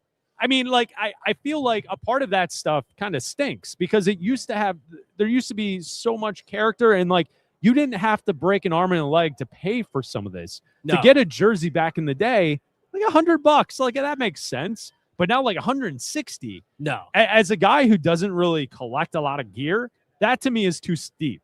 Like I'll spend $160 on something else, no problem. But for a jersey, I don't. Raj, you collect a lot of jerseys, right? I do. What do you think of the price of jerseys that's kind of gone up in recent years? It has not gone commensurate with the quality at all. And now they're coming out, like I just went on NFLshop.com, like all these different fashion styles. It's just like a plain black jersey with $160 a number on it. See, Like, I'm that's not it. getting that unless they win. If I am a Seahawks or a Patriots fan, that type of investment is only a winning investment. I'm not getting a participation jersey. Like, because then you'd be reminded of the loss. Like, if you... Do you guys have any Bears gear from their NFC Championship? I have the... And would you wear it? No. So I went the last time the Chicago Bears were in the Super Bowl. They faced off against the Colts. Yeah. Peyton Manning won his first Super Bowl. Yeah. I told you guys last week the best part about that game was that Prince performed at halftime. Purple Rain in the Rain. It was an all-time halftime performance. I have or had a hat that I bought at Super Bowl week down there with the logo on it. But since the Bears lost, that hat went bye-bye. So like I don't like gear like that because Abdalla's right. If the team loses, then like why would you keep it? Why would you wear it?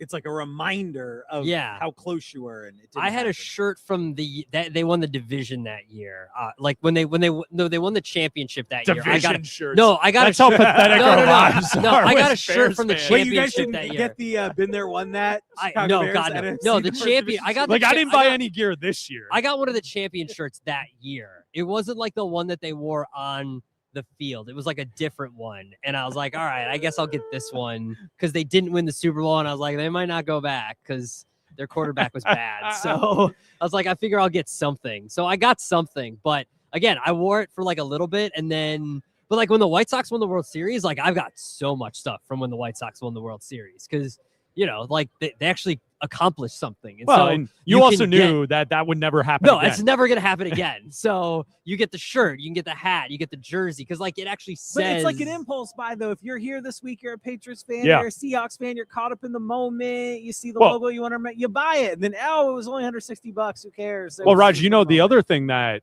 is taking place here this week, the Pro Bowl games. That's right. And you can get your team NFC and your team AFC gear here in San Francisco. I think Sanders AFC gear. I think we should get some Pro Bowl gear and rep each conference. I would spring for you get an NFC hat for something. Yeah. Yes. I'll go AFC. I'll go get AFC. Why not? You'll go AFC. I'll let you get the NFC. That's fine. I'll take AFC. I would much rather rep the better conference. That's fine with me. I just think it's funny. Who's buying Pro Bowl gear? Like that's ridiculous. People who like they don't Pro even Bowl. have a game anymore. Guys, I just really love the American Football Conference. Yeah, right. I'm a big fan. If the of conference, all of the teams in the AFL. If the conference that I rep won a Double Dare style tournament, then yeah, I would buy it. I would rep that gear. I would absolutely would. That's how I would do it. We're having a great time here on Radio Row, live from San Francisco. It's Bleck and Abdalla on Westwood One Sports. And Super Bowl 60 deserves a sportsbook built for the moment. DraftKings Sportsbook, the official sports betting partner of Super Bowl 60, puts you right in the center of the biggest game of the year. And when anything can happen during the Super Bowl, DraftKings has your back with early exit. If a player goes down in the first half, you still get paid out in cash immediately once your bet settles. No bonus bets, no waiting. If you're new to DraftKings, new customers can bet just $5 and get $300 in bonus bets if your bet wins. Download the DraftKings Sportsbook app now and use code B&A for Bleck and Abdalla. That's code B&A and turn $5 into $300 in bonus bets if your bet wins. In partnership with DraftKings, the crown is yours. Gambling problem? Call 1-800-GAMBLER. New York, call 877-8-HOPE-NY or text HOPE-NY. Connecticut, call 888-789-777 or visit ccpg.org. On behalf of Boot Hill Casino in Kansas, wager tax pass-through may apply in Illinois. Must be 21 plus in most states and present in state where it is lawful to wager. Void in Ontario. Restrictions apply. Bet must win to receive bonus bets are non-cash credits that expire in 7 days. Minimum odds required. For additional terms and responsible gaming resources, see dkng.co/audio. Limited time offer valid until February 8th, 2026. You're talking Super Bowl this week, and we're living it live from San Francisco, grabbing the stories, the guests, and the moments that matter on Westwood One Sports and the Westwood One Sports app.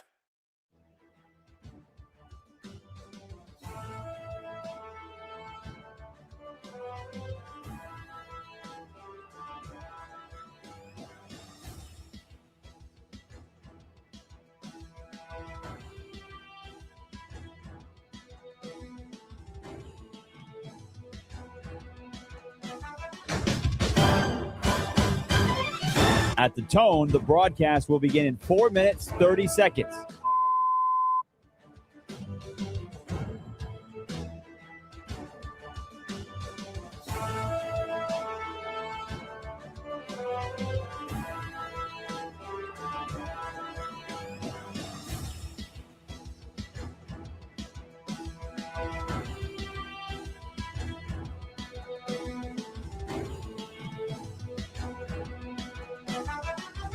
At the tone, the broadcast will begin in 4 minutes.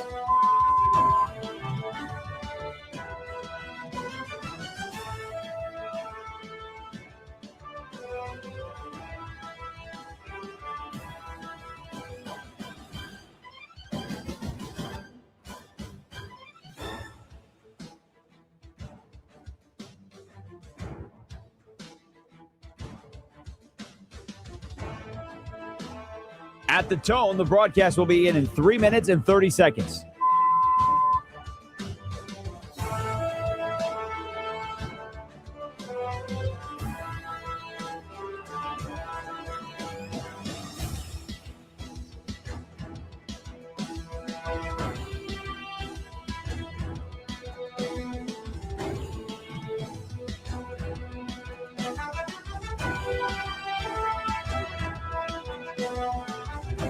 At the tone, the broadcast will begin in 3 minutes.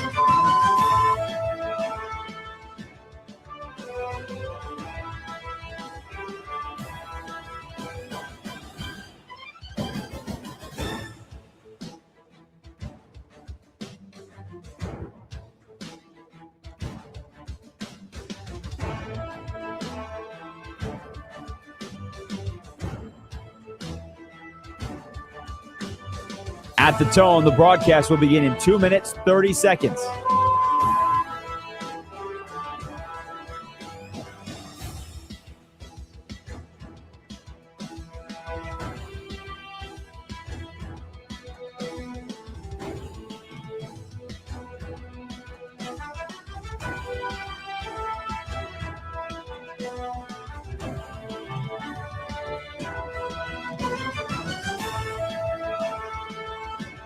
At the tone, the broadcast will begin in 2 minutes.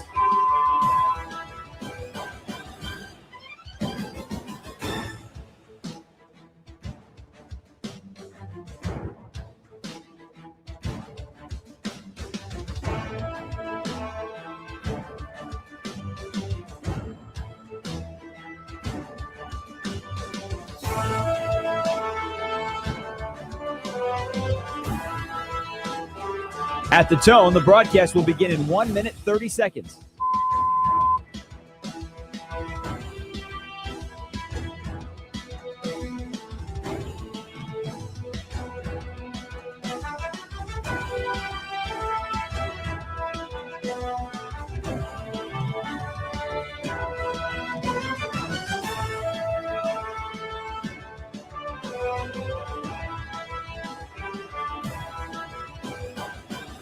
At the tone, the broadcast will begin in 1 minute.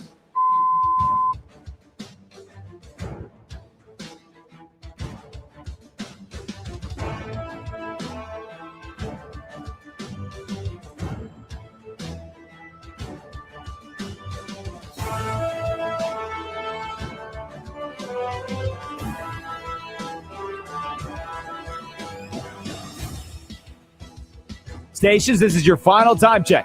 At the tone, the broadcast will begin in 30 seconds.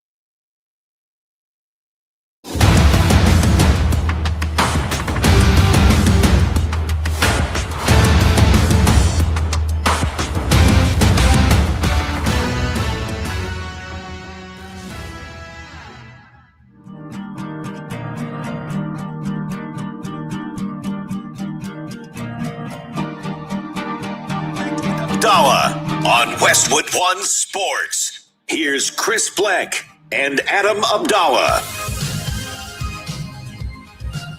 Hanging out with you on Radio Row all week long. The Bleck and Abdalla Show, noon to 3 Eastern, right here live from San Francisco as we get set for the Patriots and the Seahawks Super Bowl 60 here on Westwood One Sports and the Westwood One Sports app.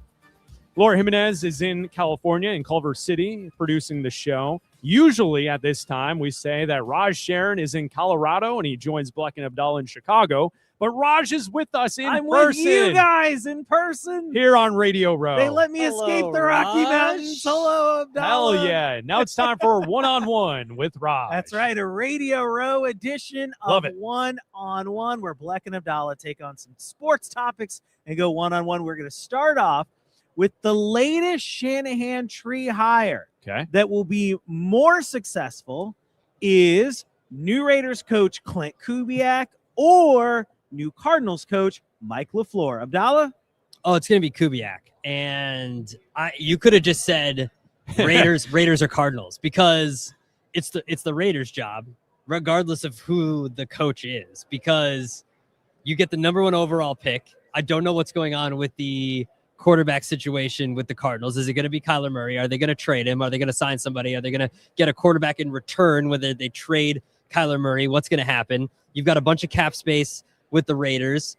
Don't know what the cap situation is with the Cardinals. It's bad with Kyler Murray. So to me, you've got way more set up for success with the Raiders than you do with the Cardinals. Clint Kubiak will at least have this job through 5 years, if not more, because if he doesn't get this quarterback, he might get another quarterback, where I think LaFleur is 3 and decimated by the rest of this division.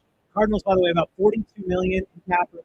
Puts them about 12. Yeah. Okay. But the Raiders are at like over 90 million. Yeah. They're So second in the league. exactly, much better situation for the Raiders. All right, Raj, I don't, and from my perspective on this, I don't view this show or these segments as this is embrace debate and disagree just to make it a segment. Yeah. With that said, I do think the one thing that I thought of immediately with these two teams is I've liked the Raiders' job over the Cardinals the entire time. But with that said, I think Kyler Murray is going to end up being the better quarterback over Mendoza. And I think as a talent, if you can get the most out of Kyler Murray, and the Cardinals stick with Kyler Murray, then you might have a better chance, even though loaded division, I think both divisions are loaded, that both of these new head coaches are going into. I'm not saying it's just to debate Abdalla, but I'm going to say that's going to be Mike LaFleur from the Cardinals this week. It's a spin off that, and I guess play that as too. The Raiders haven't been good in a long time. Right? Because they have the number one overall pick. Yeah. That one with all the stock wars, it's a Brady factor. Like, yeah. Suddenly, what makes the Raiders job so much more fitting than in past years when they took Ashton Shenty in the first round or Brock Bowers?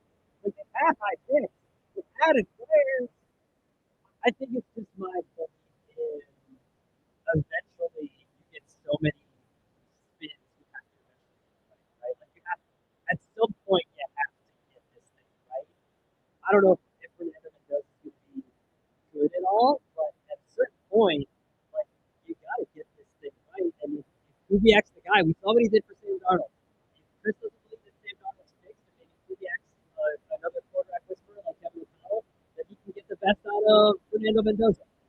All right, next up, this came out over the weekend. The NFL is reportedly open to discussing throwing flags on the field following video replay for plays related to player health and safety, like face masks and the passer. Yeah. All right, Bleck, this would be good or bad for the sport. Okay, so I think the casual fan will say it's bad. But I think the casual fan to American sports, most notably American football, they're not used to it. I watch a lot of European soccer. I watch the Premier League a lot. Are you Adam Silver? I'm not Adam Silver. But I'll say this. If you are someone who watches soccer on a world level, this is the norm. They have VAR, it's video assistant replay, that takes place where if they look at something like an offsides and there is a foul that is worthy of a card, yellow or red, it can be pulled because of the VAR system. So you have plays that a ball enters the box. A lot of guys are all hitting each other, and perhaps someone gets smacked in the face. A referee could pull a card and have someone leave the pitch for the rest of the match based on the video assistant replay, which is something as someone who watches soccer, and I know that I've probably said soccer way too many times on an American sports talk radio station, especially here at the Super Bowl, but it's something I'm used to, and I think it's a good thing. I don't have a problem with it. I'm guessing most common fans to American sports will think it's stupid, a waste of time, and it's we should have the human element in our sports today. I'm guessing that's how most people. Let's go to that commoner, Abdalla. If you're Don't have ass player safety. If you want to pick player safety, don't go to 18 games. That's it. This is it. Because and also welcome to 4-hour games. Because this is Chris can attest to this. He's a fan of soccer. VAR can take 10 minutes. Yeah, it takes a long time. And I'm not trying to be hyperbolic. Has legit taken 10 minutes sometimes. Now I know the NFL is not going to do that much of a review. Yeah. But like, how long was targeting reviews taken in college before? Like, targeting has gone over a minute sometimes. Targeting takes some time, and it's arbitrary, and then you lose a player. Like, what was it? Miami in the second to last game, their linebacker was out for the rest of the game because of a targeting attempt, or he led with his helmet. So, yeah, Raj, I think it's something that's going to take place, and I'm not really bothered by it. I think most NFL fans, I think, will be outraged at a play where you're looking to see a 2 feet are inbounds for the catch. And then they're going to say the receiver slightly pushed off with his off arm before the catch. And that's a offensive pass interference. Flip the way the call was going to be. I think people are going to lose their minds. You took the words out of my mouth. Once it affects your team, you guys let the Bears. Bears are playing the Packers. Yeah. So trying to stop Jordan Love. Jordan Love throws an interception. Yeah. But then we have to go back and look at a replay because Tremaine Edmonds' hand crushed his face mask. Exactly. Oh, yeah. Sure. All right, fellas. Let's move to a little bit of basketball. LeBron James was named an All-Star reserve, extending his streak of 22 straight shots. Abdalla was LeBron's All-Star berth. Reserved or not? I think the sigh. Deep sigh. This is the one that he's going to think about. The LeBron conversation. Yeah, because I think All-Star games are for kids, and they're not real, and so it doesn't matter. So yeah, let him. If this is going to be his last year, we don't know yet. But next year's going to be his last year. Let him have the All-Star. Let him play the All-Star game because he doesn't just. He might not deserve it this year, but he deserves it for what he's accomplished in the league and his contribution to the league.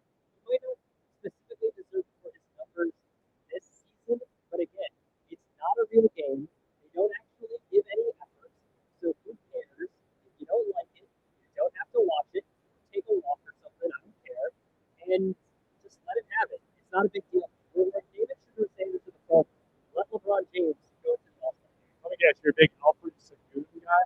Is that the problem here? No, I don't know. Can you name someone? Can you name someone else that perhaps didn't make the team that LeBron did? I'm not outraged that him or Harden did. What other name? Give me another name. Yeah, like I don't care. Yeah, I mean, okay. Like to answer your question, Raj, I think it's not that crazy that he made the team. So like Abdalla's painting it as it was a favor. It was this. We're only doing it to get the kids. No, that's it. LeBron has had a really good season. Now is he playing to the best level he's ever played in his career? That's not the case. But he's still an all-star level player. He's been one of the 15 best players in the Western Conference. He's in the conversation, right? Like if he was left off, I don't think people would be upset. But I think he is in the conversation to make the all-star team. But I think Sengun is the one that if you're talking about someone who is worthy that was left off, that's the play. I think that's the one guy, but I don't have a problem with 22-6. Yeah, I don't have a problem with LeBron making the All-Star. No problem at all. What's next, Rod? Moving along on one. Now, all of the NFL coaches have been said. Who will be more successful, the first timers or the retreads? Just a recap. For a retread, you have to previously been an NFL head coach. So Robert Saleh, Tennessee, John Harbaugh with the Giants, Kevin Stefanski with the Falcons, and Mike McCarthy with the Steelers. The first time, Todd Monken with the Browns, Clint Kubiak with the Raiders, Mike LaFleur with the Cardinals, Jesse Minter with the Ravens, Jeff Afton with the Dolphins, Joe Brady with the Buffalo Bills. 10 openings this year. Retreads or the first timers, Abdalla? The retreads, because one, you've got some pedigree in there, because you obviously have McCarthy have the exact same numbers, number of Super Bowls, number of 10-win seasons, number of playoff wins, all that kind of stuff. And then you've got guys like Robert Saleh who come in and they brought in a very good offensive coordinator like Brian Dable. He's in charge of the defense. They're going to turn that team. They got a bunch of cap space to improve that team. I think Kevin Stefanski can go in and win his division in his first year with the Falcons. And the other guys, like we talked about, Bill Kubiak's going to have a rough turnaround with the Raiders. Happily is uninspiring. Brady's going to be expected to win the AFC in his first year. Can he do that? Jesse Minter is going to be tough to replace Harbaugh in his first year. Like, can he live up to that? And LaFleur is just, again, it's uninspiring. So I think the Patriots. I'm going to take the new timers because the new hires, Raj, because I think the two best teams are in that group, and that's Buffalo and it's Baltimore. So if you're asking who will have the most success, I think those teams will have the most success next season. Therefore, I think that group, even though I understand what Abdalla is saying with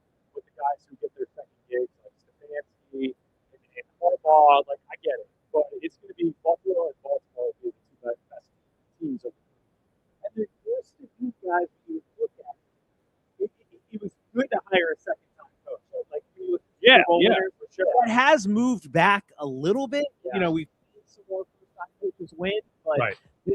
there's no one right or wrong answer there. That'll do it. Radio Row, one-on-one. Thank you, Raj. How about that? In person, one-on-one. That's fantastic. I love that. Bleck and Abdalla, sponsored by Progressive Commercial Insurance, protecting your business vehicles 24/7. See if you can save at progressivecommercial.com. We're live on Radio Row in San Francisco, having a great time. I'm glad a little live one-on-one with Raj. I love it. I love it. That's We're gonna do outstanding. stock watch and all that good stuff this week live. Yeah, with Raj. I can't wait. We're going to spend a lot of time together, Raj. He's gonna get This sick of is- us so fast. No, I know. I think You're acting like this is coming in the future, guys. I- Maybe in a few hours, I'm already ready to go home. I think it's Just joking. I think it's one of those things where you're going to realize, Raj, we spend a lot of time together. I Seen a lot of understand. games together. Now the rumor is, I don't know if it's confirmed, that you guys line up on the same hotel floor. Our hotel is like massive. Our Here. hotel's Oh, yeah, huge. there's It's like like 9,000 we towers. are on the same floor. There's like- yes. Is it true that it was requested though, that you guys needed No. to be close with one No, another? to Is that be true? honest, No. so the story on that is we were both checking in separately, and the one lady saw that we walked in together, and she said to the other woman who was checking us in, she goes, "Oh, it will be cute to put them on the same floor."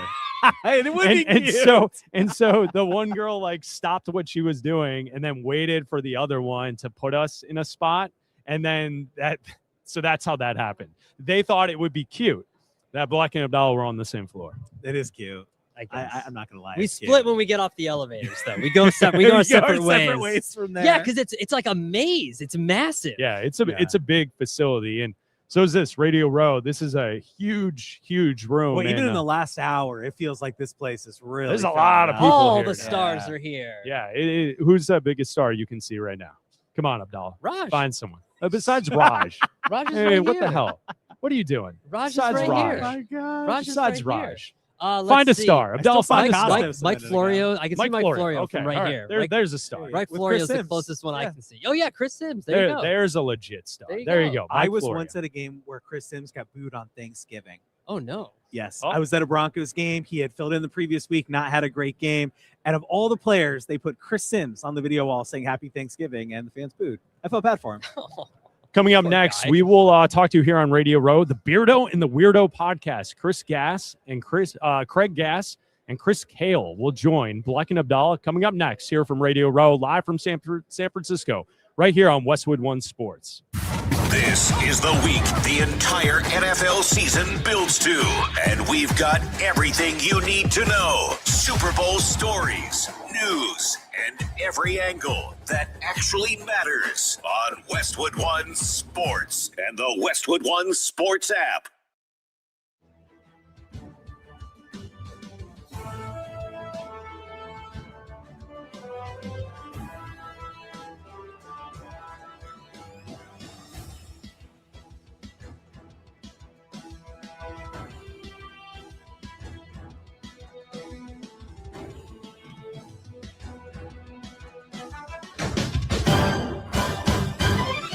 At the tone, the broadcast will begin in 4 minutes, 30 seconds.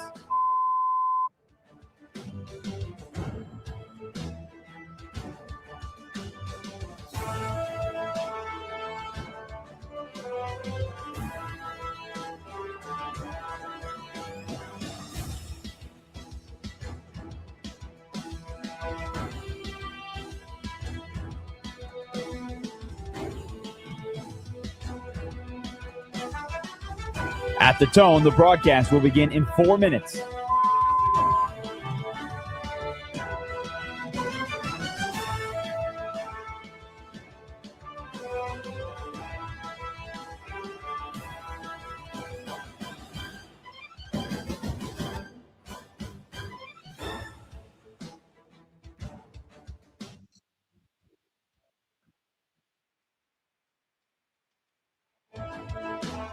At the tone, the broadcast will begin in 3 minutes and 30 seconds.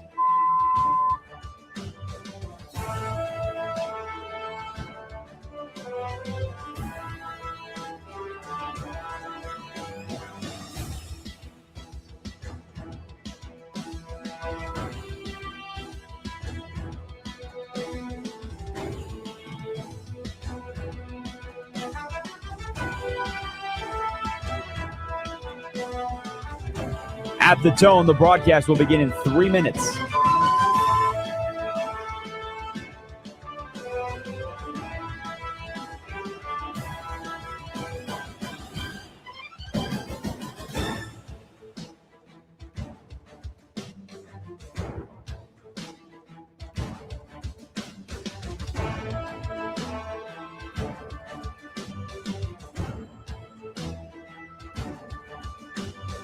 At the tone, the broadcast will begin in 2 minutes, 30 seconds.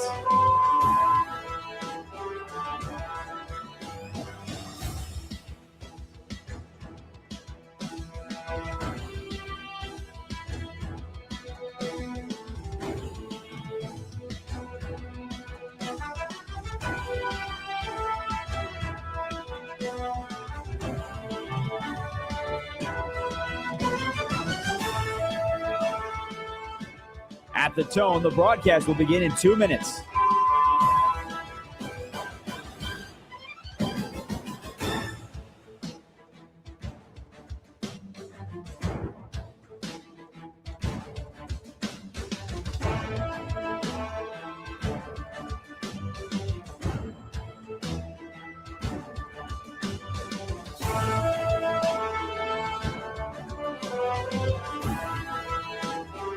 At the tone, the broadcast will begin in 1 minute, 30 seconds.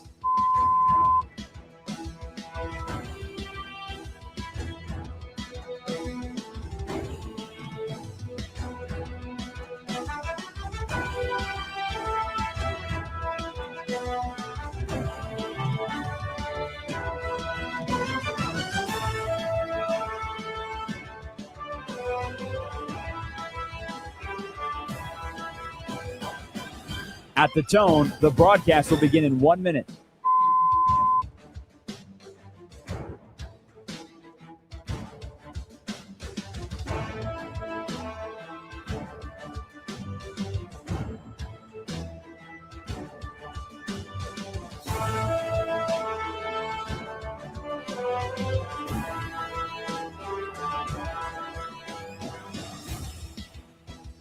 Stations, this is your final time check. At the tone, the broadcast will begin in 30 seconds.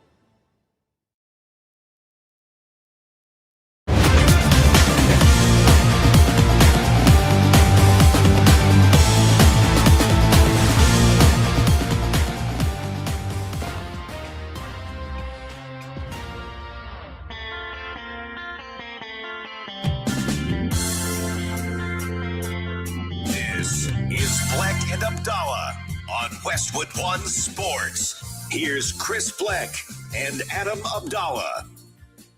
Live from Radio Row, hanging out with you on Westwood One Sports and the Westwood One Sports app. We're now joined on the set by Craig Gass and Chris Kale from the Beardo and the Weirdo podcast. What's up, guys? What's going on? Excited to be here. You can hear me. Is my volume okay? Yeah, you sound good. Dude, I'm excited. I brought Chris this year. I go every year. Yeah. I'm a huge football fan, so I love talking to players. But bringing Chris along gives me a reason to stick around and actually talk to players now because I got a famous guy next to me. A little bit more street cred now. Yeah.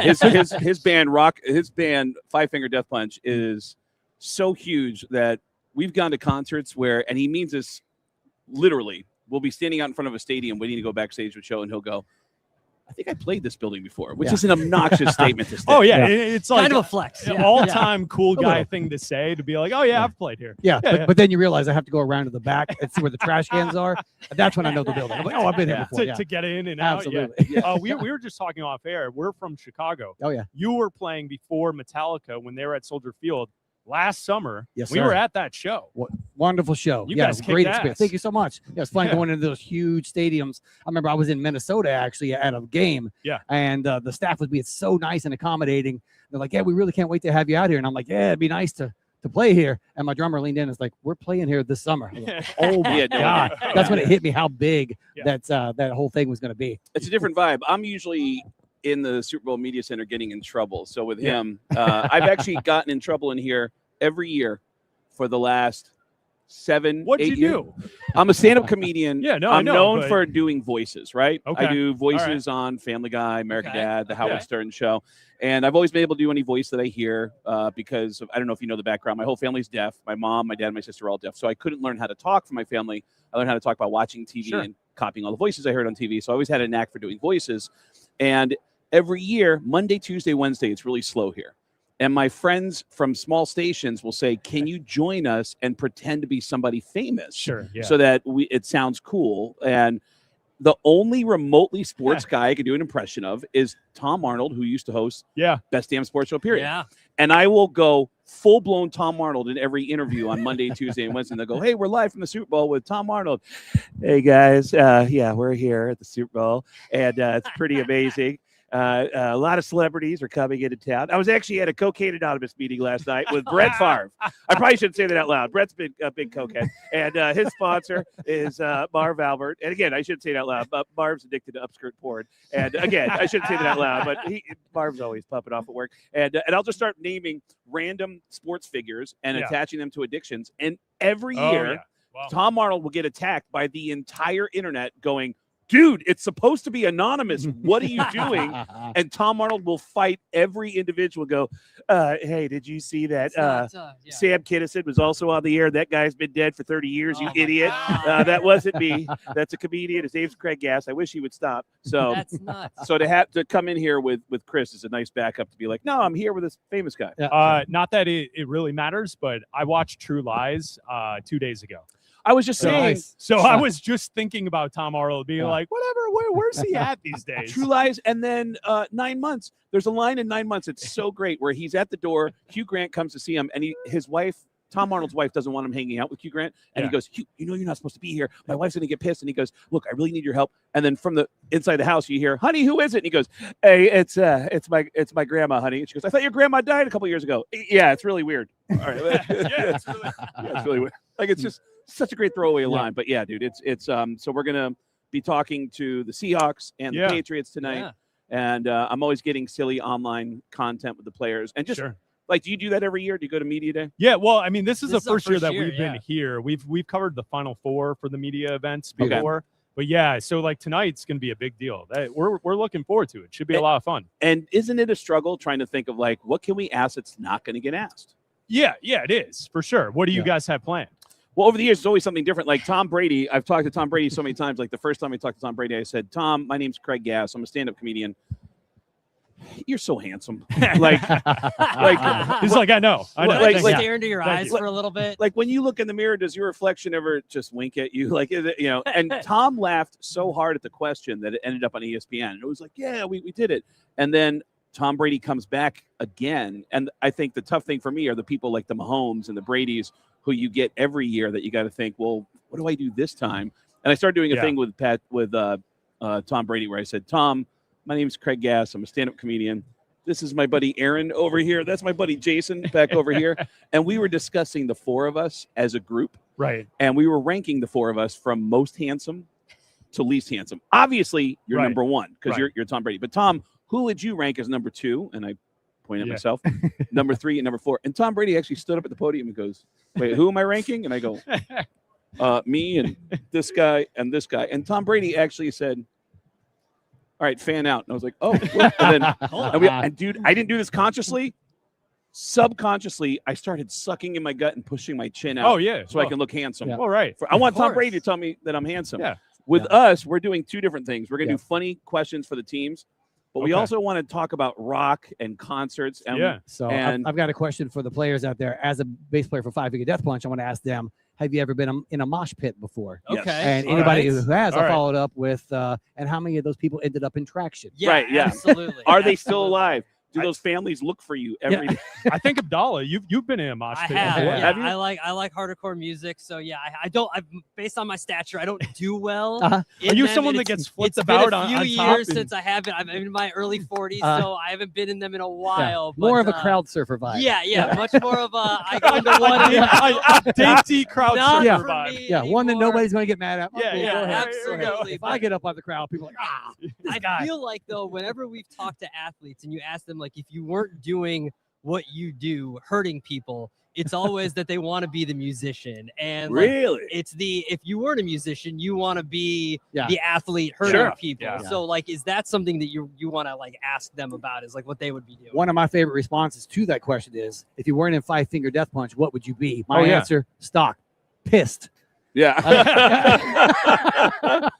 That's what I would be. And I hear that a lot from musicians.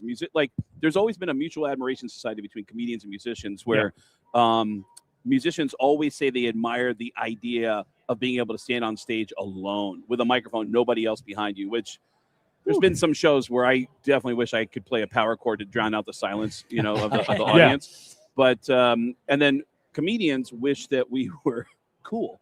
So we admire musicians. And so I do get that. And that's part of what we're going to put into play tonight with the Patriots and the Seahawks. And I'm actually a Seahawks fan. So this is an especially emotional week for me. Oh, yeah. Because it's the Patriots, the 1 yard line, not running. It's very traumatic. So a lot of traumas coming up this week. I would say this. I totally get the vibe between comedian, rock star, and both sides seeing it. Now imagine being a sports talk. We talk for a living. Yeah. But then so like we understand like each word matters and trying to be perfect at all times. Right. Like I wish I knows like everything isn't necessarily perfect on stage. Right. Yeah. Like A lot of stuff we're to hide we're behind. just listening to the music. We're vibing. Like Yeah. it doesn't like I feel like we all can Yeah. kind of see it from all angles, right? Like there's probably moments on stage where you and the band are like, this ain't going well. But the person listening to it, they don't know. They're just loving it. The way to turn that around, if you feel you're having a bad show, I could just go. Yeah, right. Everyone celebrate. Stand up. Yep. Absolutely. Yep. Yeah. They respond Yeah. every time. Here we go. Without that IFB and you're just cussing at someone, whereas like on the sideline, you see quarterbacks yelling at people. Oh, yeah. And like, there's no one for you to yell at really when you're on stage other than an audience member maybe yelling at you, heckling you. Yeah, there was a concert festival that Chris and I ran into each other once. It was a massive concert festival. We're on the main stage. It was the Chili Peppers, Five Finger Death Punch, Disturbed, Korn, Alice in Chains. Yeah. And then outside the stadium was a small comedy stage that me and Mark Norman and Andrew Dice Clay were performing on. So I went around asking all my musician friends, like, how do I do this at a festival? And all of their advice was like, dude, you get on stage, go, listen, this is what we're going to do. And I go, yeah, that doesn't work for comedy. That doesn't work for Yeah. stand-up comedians. Yeah, No. I can't call Right. them all names and Yeah. tell them they better behave or I'm going to tear this place down. That just doesn't work. But Not yeah, the best way to get them on your side. everything we're doing is going to end up on our show, Beardo and Weirdo. And we started it almost a year ago, and we already have over 12 million. Actually, with that last clip, we're almost at 13 million 13 now. million now. That's 13 awesome. million views on our Yeah. Instagram reels for Beardo and Weirdo on YouTube, all the platforms. And it's, musician, a comedian, with all of our musician and comedian friends, but also a lot of mental health stuff. We're both in recovery. And so it takes some serious turns from time to time, but silly stuff that we're doing. I have a very specific plan of asking the Patriots to help me get over my trauma. And I mean, and I'm sure this can be a very serious answer, right? dude, I like was a special episode back in the day for all the everywhere I go. sitcoms, right? Today Special episode. on When- Beardo and Weirdo. where a Seahawks, everybody says it to me when they see my Seahawks jersey on. I was in the Bahamas performing with Kiss. I've been making fun of Kiss for years. And Yeah. they put me on a Kiss cruise to perform with them. We get off at the Bahamas, and a cab driver in the Bahamas goes, hey, how come you don't run the ball? Oh, And I walked over to no. him and I go, hey, what did you say? And he goes, how come you don't run the ball? And I go, you're not like on ESP. Like, how are you not on TV? Like, that is one of the most brilliant things That's funny. that's the most unique take Right. Yeah. That's a great one. So you're like an expert, right? Thank you for stopping by, guys. Thank we you. appreciate it. The Beardo and the Weirdo podcast. Beardo and Weirdo podcast. You can find it online. Beardo and Weirdo. Chris Kale and Craig Gass. Thanks for stopping by. Appreciate it, guys. See you next time at Soldier Field. Jimmy. Absolutely. We'll be there. Bleck and Abdalla here on Westwood One and the Westwood One Sports app. Coming up next, we have a lot more live from Radio Row. It's Bleck and Abdalla in San Francisco all week long, talking with you, getting ready for Super Bowl 60 right here on Westwood One Sports. This is Westwood One Sports.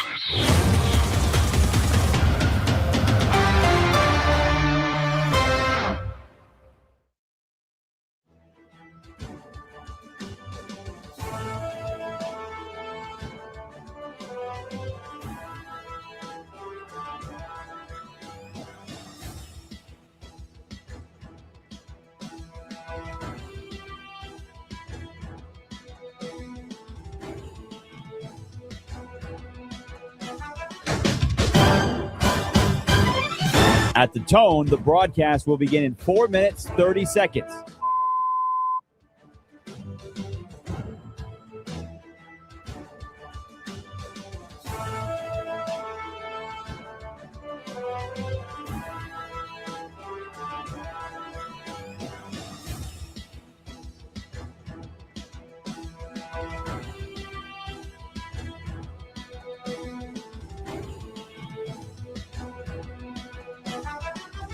At the tone, the broadcast will begin in 4 minutes.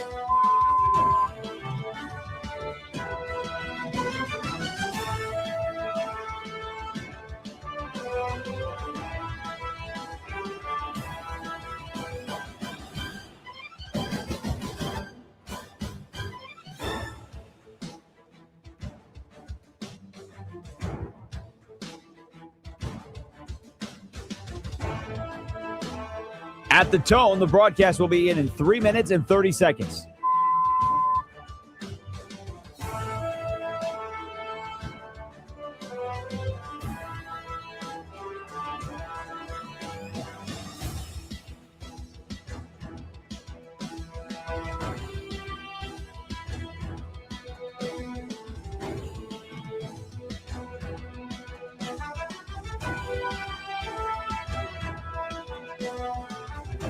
At the tone, the broadcast will begin in 3 minutes.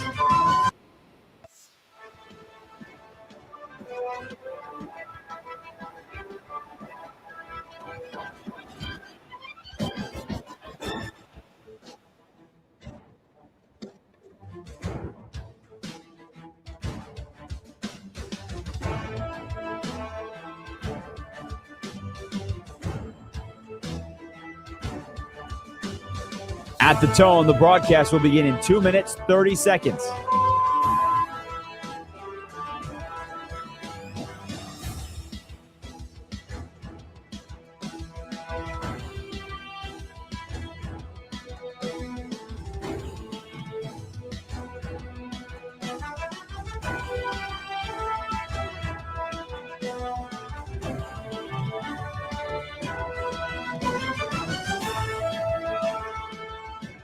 At the tone, the broadcast will begin in 2 minutes.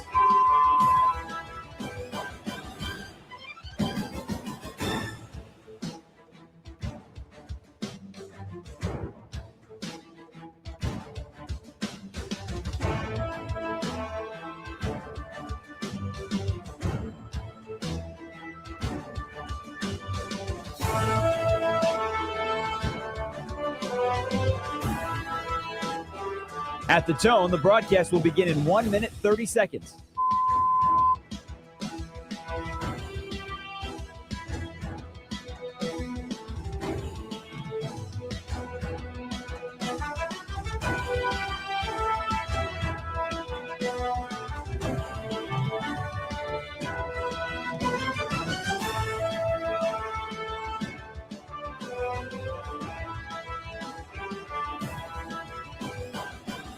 At the tone, the broadcast will begin in 1 minute.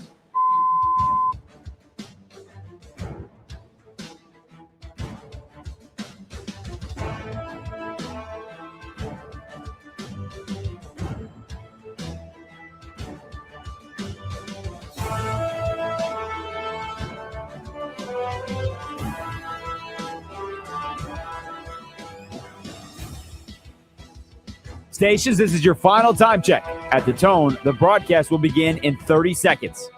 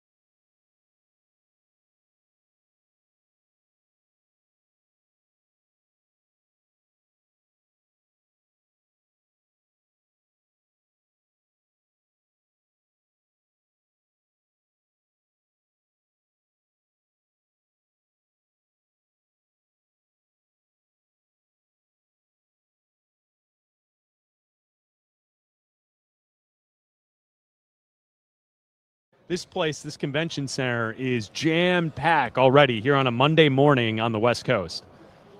Yeah, it is. It's nuts. You can see that there's a gigantic buzz here. We've got sets all over the place. There's media personalities, NFL personalities all over the place. The city is decked out for the Super Bowl. It's all dolled up in Super Bowl, this logo. It's like, all dolled up. How old are you? I mean, I don't know how else to put It's it. all Dressed dolled up. Well, dressed up sounded worse. Dressed up sounded worse than dolled up. So I'm trying to come up with a different adjective every time. It's all so gussied up. I said dressed up. That was next hour.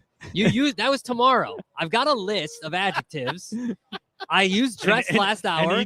Dolled up. Each hour one it gets progressively older. Yeah. Gussied up was next one. And then we're going to go with this. We get progress. I don't want to use the ones that I have up for the rest of the days. Why you got to spoil it?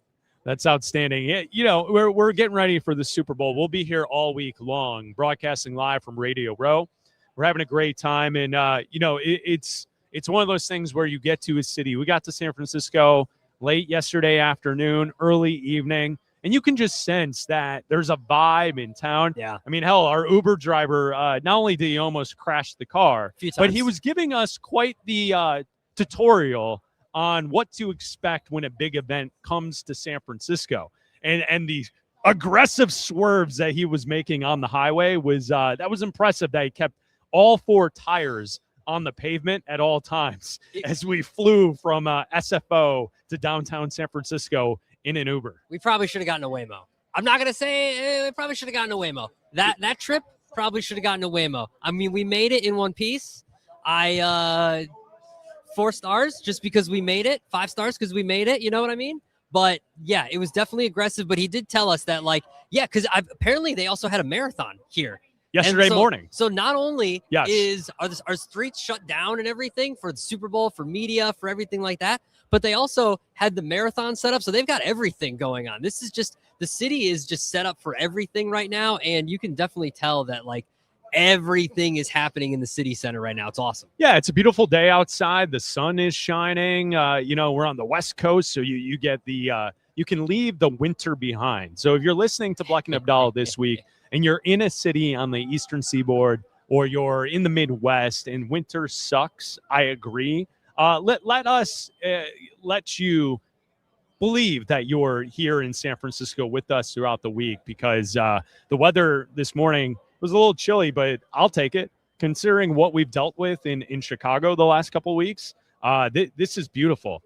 50 degrees at 7 a.m. is great to me. I'll take that every day of the week. Yeah, considering our normal commute to work in Chicago has been in the single digits, walking from the train to our studios, I will take 50 degrees any single day. I'm leaving the jacket in the room on principle. You did bring the jacket. You said you weren't going to bring the jacket. Well, you brought the jacket. I brought it mostly because I was. Yeah, but you didn't say you weren't going to bring one. He was like, I am not bringing a jacket. I brought it mostly because I was doing things before I went to the airport, so I needed a jacket for going about my day in Chicago. What things did you have to do before you went to the airport? Taking my daughter to soccer. Oh, that's actually, that's real. Yeah, that's a legitimate reason. I had it wasn't we were on a 5 a.m. flight. I had stuff to do in the morning before I got on an airplane. I thought you were just kind of saying that you're you're doing a crossword puzzle. You're getting breakfast. I was out and about. All right. Those are real excuses. Yeah, no doubt. It's Bleck and Abdalla here on Westwood One Sports and the Westwood One Sports app. The New England Patriots face off against the Seattle Seahawks. Super Bowl 60 in Santa Clara. All the media stuff is taking place up here in San Francisco. But the teams are staying down in Santa Clara, where the 49ers stadium is located. Levi Stadium is located down there in Santa Clara. So this game, I'm really excited to preview this game all week long. And I think we have a very fascinating and interesting matchup as we head towards the actual game on Sunday. I think it's a game that's worthy of the conversation that we'll have for the rest of the week. I do too. I think that people will start saying that we're discounting the Patriots a little too much. I think that people will start bringing up the fact that Mike Vrabel can go in and coach up a team with 2 weeks to prepare. This defense has been really good all season long. I don't think that Drake May is going to win the MVP this week at the NFL honors, but I do believe that he's obviously put up an MVP worthy regular season. Now, the problem is for Drake May and Sam Darnold is that Drake May in the postseason has not played like an MVP quarterback. Drake May in the postseason has taken 5 sacks a game and turned the ball over a bunch. And Sam Darnold in the postseason has played really, really well in the one game he's had to. In the game against the 49ers, he really didn't have to do anything. He had the oblique injury. It was just reported that he had gotten the oblique injury. And they came out and they had a special teams touchdown just to start the game. They had the return for a touchdown. Yeah. The 49ers were decimated by injury. They really didn't have to do anything besides hand the ball off to Kenneth Walker, and he got the job done for them. And Sam Darnold really didn't have to do anything. In the NFC Championship game, he had the game of his life. And if he plays like that again in the Super Bowl, the Seahawks are going to win. If Drake May shows up and takes 5 sacks in that game and turns the ball over like he has in 2 previous games in the playoffs, they're going to lose. So if Mike Vrabel can drop a game plan, if Josh McDaniels can drop an offensive game plan that gets the ball out of Drake May's hands fast, because we know that defensive line for Seattle is going to go after him a lot and very quickly, because that's what they've been doing all season long. They have a great defense. They've allowed the least amount of points in the regular season. So as long as they can drop some form of game plan, run the ball effectively, the Patriots have a chance in this game. I just don't know if they're going to be able to do that given how good the Seahawks have been all season long. Yeah, and I think what you saw yesterday before the Patriots left the Boston area, the chip on their shoulder of being the underdog in this matchup, I think it plays well. And I think that obviously will be utilized all week long, and I don't blame them.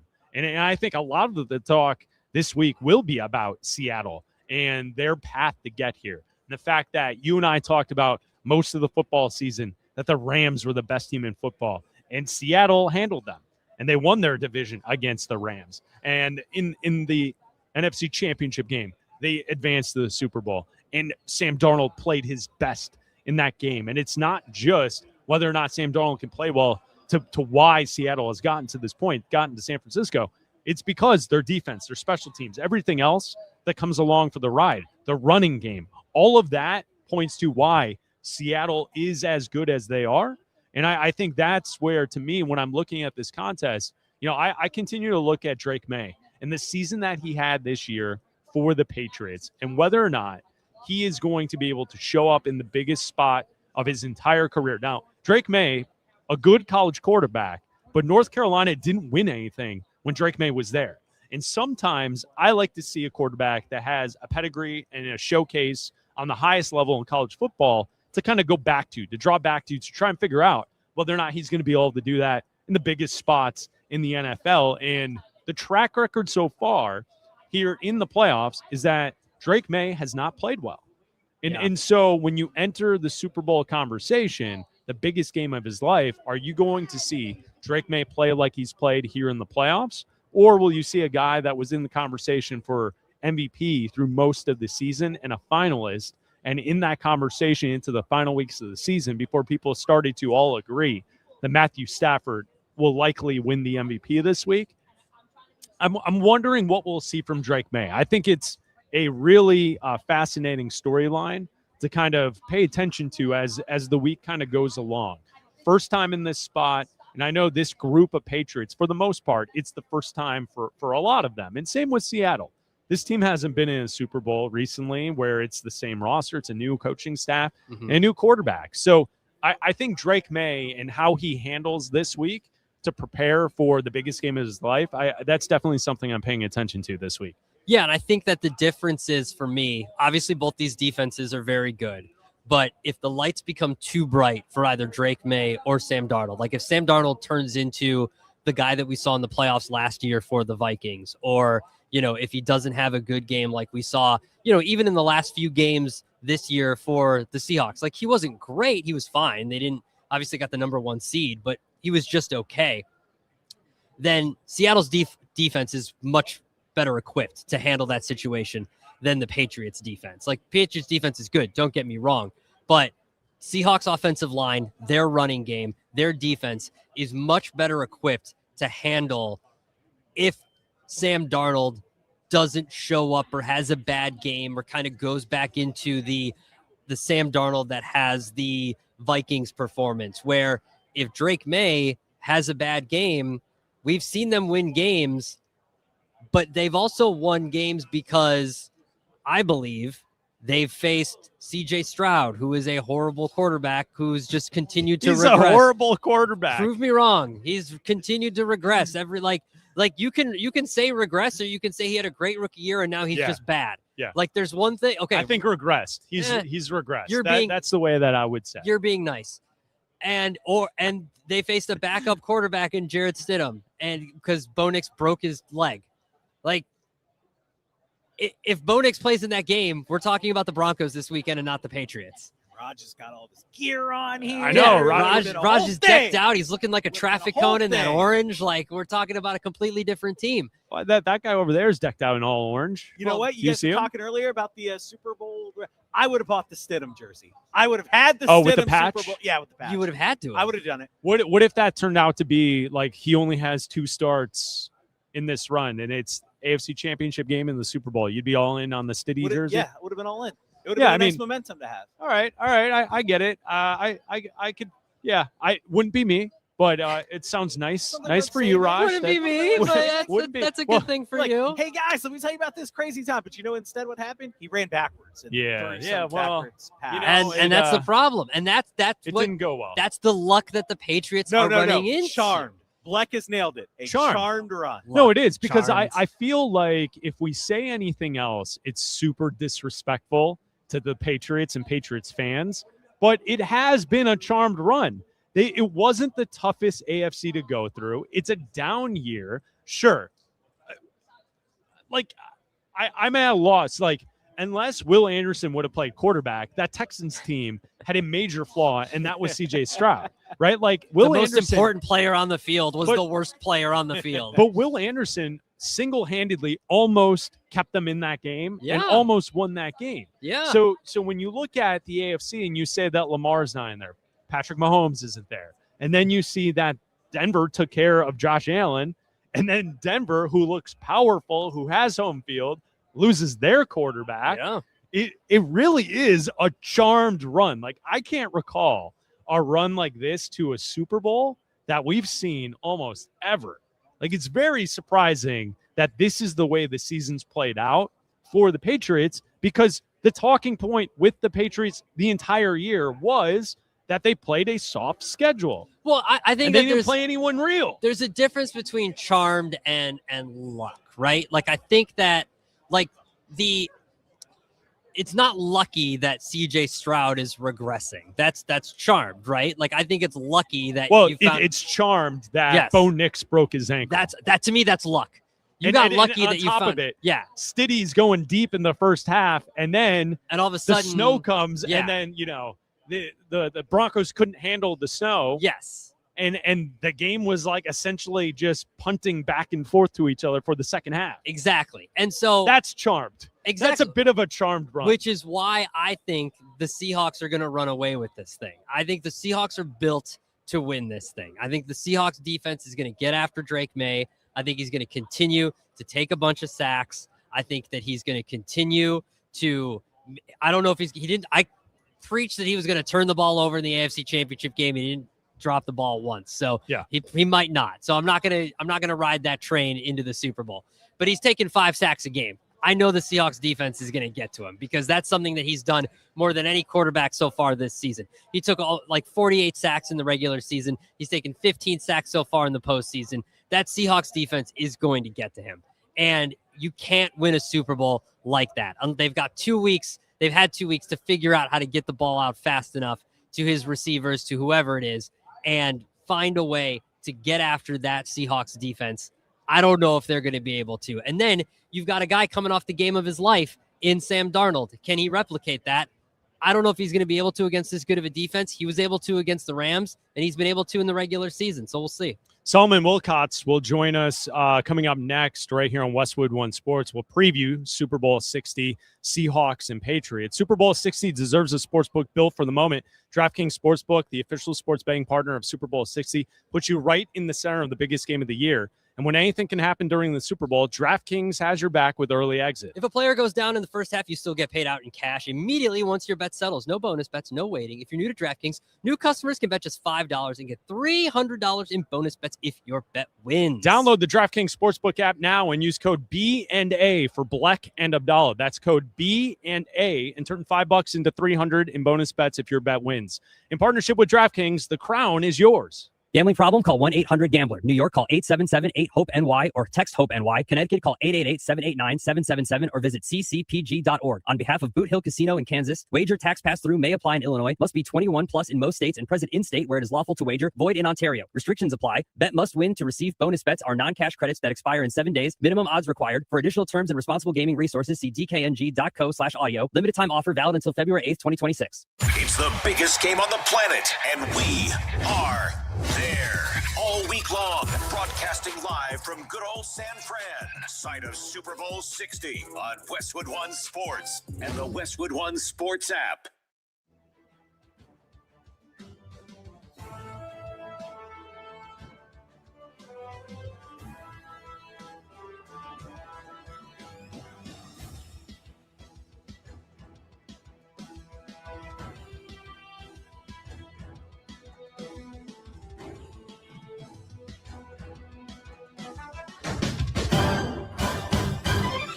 At the tone, the broadcast will begin in 4 minutes, 30 seconds.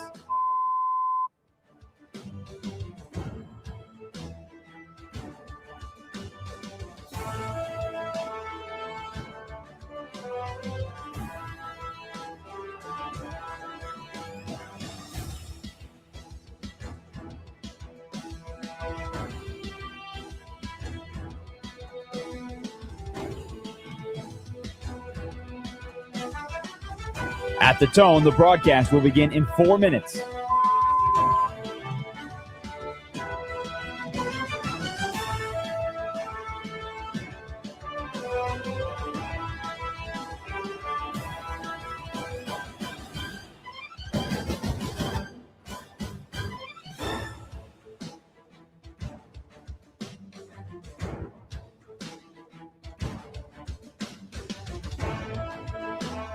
At the tone, the broadcast will begin in 3 minutes and 30 seconds.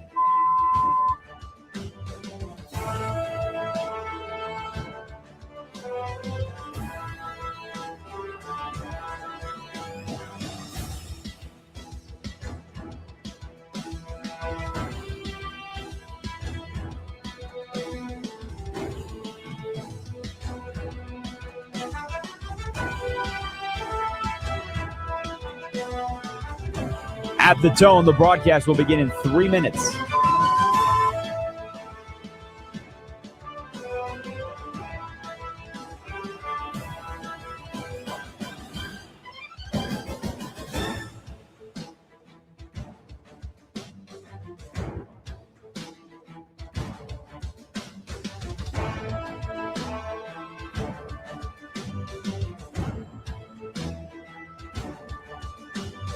At the tone, the broadcast will begin in 2 minutes, 30 seconds.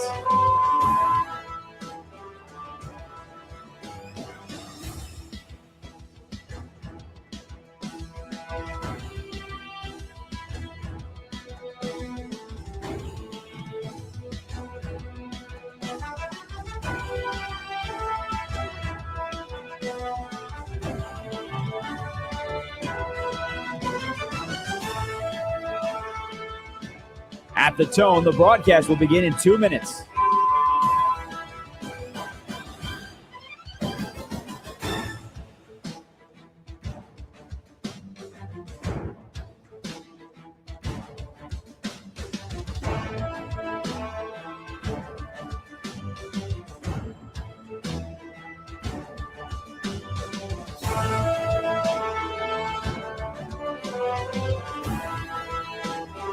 At the tone, the broadcast will begin in 1 minute, 30 seconds.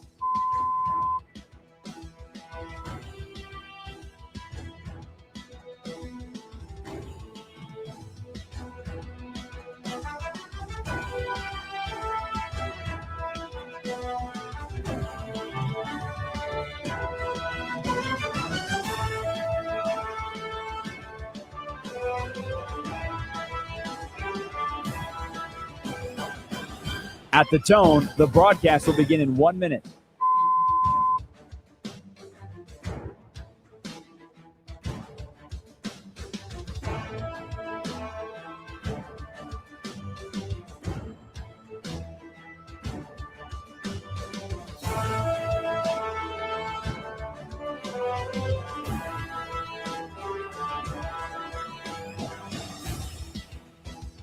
Stations, this is your final time check. At the tone, the broadcast will begin in 30 seconds.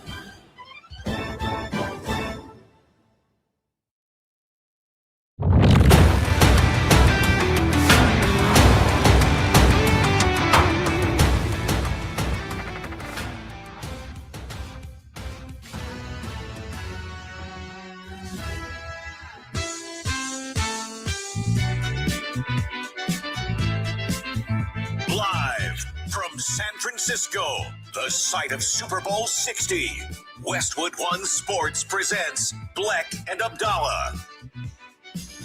Welcome back live from Radio Row in San Francisco. Chris Bleck, Adam Abdalla hanging out with you. It's Bleck and Abdalla here on Westwood One Sports and the Westwood One Sports app. Sirius Channel 375 hanging out with you. Jim Rome coming up at 3 Eastern right here on Westwood One Sports. Solomon Wilcots has now sat down with us from SiriusXM, the NFL radio channel.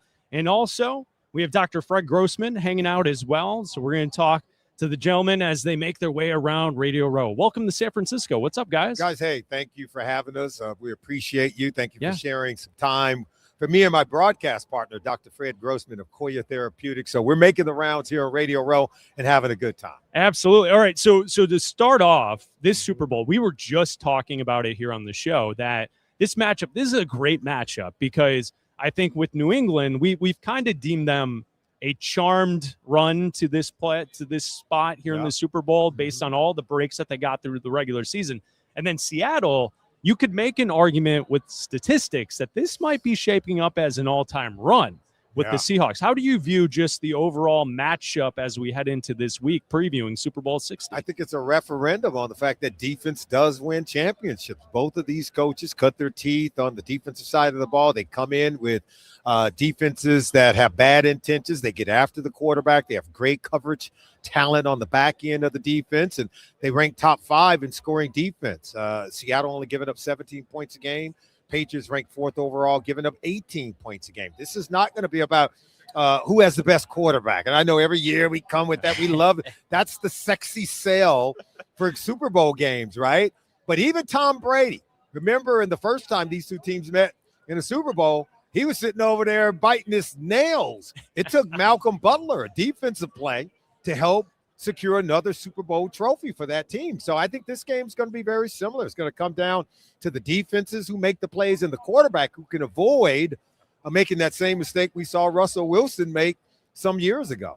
And we were just talking about that, actually, the way Drake May has been playing, taking 5 sacks a game so far in the playoffs, turning the ball over a lot, and how his defense has had to bail him out. Which defense do you think is better equipped if their quarterback is making those mistakes in this game? First of all, I think both defenses can do that, right? But I think which quarterback is better at avoiding it, that's where there's a hard argument. Because in the postseason, we saw Drake May not be able to avoid it, right? His turnovers, he's 2 interceptions, 3 lost fumbles. He's fumbled 6 times in those 3 postseason games, right? But he's lost 3 of them. So 5 turnovers over the 3 games in the postseason. He's been sacked 15 times through those 3 games. But in the regular season, it was Sam Darnold. His 20 turnovers are the most by any player in the regular season. Now, he's been better here in the playoffs, but so both guys have shown the ability to give the ball to the other team. Yeah, and so I wish I could give you a more emphatic answer, but it's not easy. No, you're right. And a part of the conversation we've had today is which quarterback do you think shows up on Sunday? Because I think Drake May is the more talented quarterback. But as Adam has pointed out to me today on the show, obviously Drake May has played poorly here in the playoffs. Yeah. In comparison, Darnold had one game, an all-time game in his career in the NFC Championship game. the divisional round, he didn't really have to do much. He threw the Yeah. ball 17 times, and the defense and special teams took care of the business. So, Yeah. so which quarterback do you think actually will play better on Sunday? Look, I think it's hard. I think this is about resiliency, right? It's about both guys is going to have something bad happen in this game to them. And that's just what happens. No game goes smoothly. If something happens early where you have a down moment, who can bounce back from that? History shows that both guys have a tremendous amount of resiliency. In other words, just because something bad happens to them doesn't mean it's going to bury them. And the reason why I say that, because Sam Darnold is sort of he's the epitome of resiliency right now. Yeah. He saw ghost early in his career. He's bounced back. This guy has probably had the biggest turnaround in a career for somebody who was deemed to be an early bust at the quarterback position that we've ever seen. And I think if you go to that divisional playoff game against Houston, remember when Drake May had 3 turnovers in that game, but he still threw 3 touchdown passes. Mhm. He Yeah. came back to get the game-winning touchdown to Keyshawn Boutte. Well, I thought he was buried in that game, but he bounced back for a young quarterback in his second season to have struggled the way he did in that game, but yet he bounced back. The way he struggled throughout the playoffs, but yet their team has bounced back. They go on to win those games. So both guys have shown that they have this quotient of resiliency that allow them to overcome tough and difficult times. So I can only go by history. That's why we use past experiences to better determine what the future is going to be like. That's all we can do, and that's the only thing that we have on both of these quarterbacks. We had 3 guys take over teams this year, go worst to first. Ben Johnson, Liam Cohen, and Mike Vrabel. Obviously, Mike Vrabel's in the Super Bowl this year. What do you think of the job he's doing in New England, taking over? Obviously not his first head coaching gig. He was with the Titans, but his first year in New England, taking over this team and then being in the Super Bowl. For those of us who know Mike Vrabel, we are not surprised by this. We're surprised that, they've won 15? They won 16 of the last 17 games, guys. Yeah. They went on a streak of winning 10 in a row. And then remember they lost the game to Buffalo. And now they've won 6 since then. So they won 16 of their last 17 games. No one saw this team emerging to be this good, even though they spent more money in the offseason than any other team, right? And Milton Williams is the highest paid Patriot ever. Yeah. And boy, this guy's played in the Super Bowl last year with Philly, and he's back there. So he was worth every penny, right, if you're a Patriots fan. But no, I think Mike Vrabel has always been a no-nonsense coach that is trying to find the best pathway to victory. He doesn't care if it looks pretty. He doesn't care how it looks. It's not always about the quarterback. If we have to win it on special teams, that's how we're going to win. If we have to win it on defense, we're going to do that. If we have to run the ball and not throw it, that's how we're going to win. He is more he's very broad in his approach. He sprints back to the locker room to stand at that doorway after every single game to make sure he shakes the hand of every single player as they come back into the locker room to thank them for playing hard for him that day. He's a different guy, but he knows what it's like to be a player, and he knows what connects with players. And that's why he gets the most out of every single guy, whether it's a rookie like Kyle Williams or a veteran player, like a Christian Barmore and some of the other guys. Stephon Diggs. Hey, everyone wanted him to boot Stephon Diggs. Yeah. Because he was on a boat with his girl. And all he did, he was like, we'll deal with that. Yeah. And they moved on. and Stephon Diggs has been a model leader. I'm like, where was this guy? Yeah, right. But that tells you the leadership that Mike Vrabel brings to the table. This guy can connect with players in a way that most can't. And I'm sure from a former player's perspective, that is the best way to approach your job as a player, right? Like, because I feel like we're in this interesting spot in the NFL with the new coaches who are getting these jobs. We saw the Raiders, the Cardinals, Mike LaFleur, Clint Kubiak. A lot of them are non-players who are these offensive geniuses. Right? Like, it's not quite the same. But Where they never offseason, did that. They never, right. Yeah. And last offseason, we talked about it on our show last year that it was obvious that Vrabel and then everyone wanted Ben Johnson. Those were the two guys last offseason. And Ben Johnson's lived up to what that hype was. Both of them Vrabel have. clearly has. So, like, tell us as a former player, knowing the way that Vrabel played the game and the way he handles his business as a coach, it's got to be super easy as a player to know your role and what you need to do preparing each and every week. Oh, there's no doubt. I mean, look, what Vrabel's dealing with is tons of experience. And the best teacher for all of us is our experiences. And so he's lived it and he's walked that line. And he had some great coaches. You know, this is a guy that played for Bill Parcells. This is a guy that played for Bill Belichick. This is a guy that played for Coach Cowher in Pittsburgh. Yeah. All of them won Super Bowls. So he played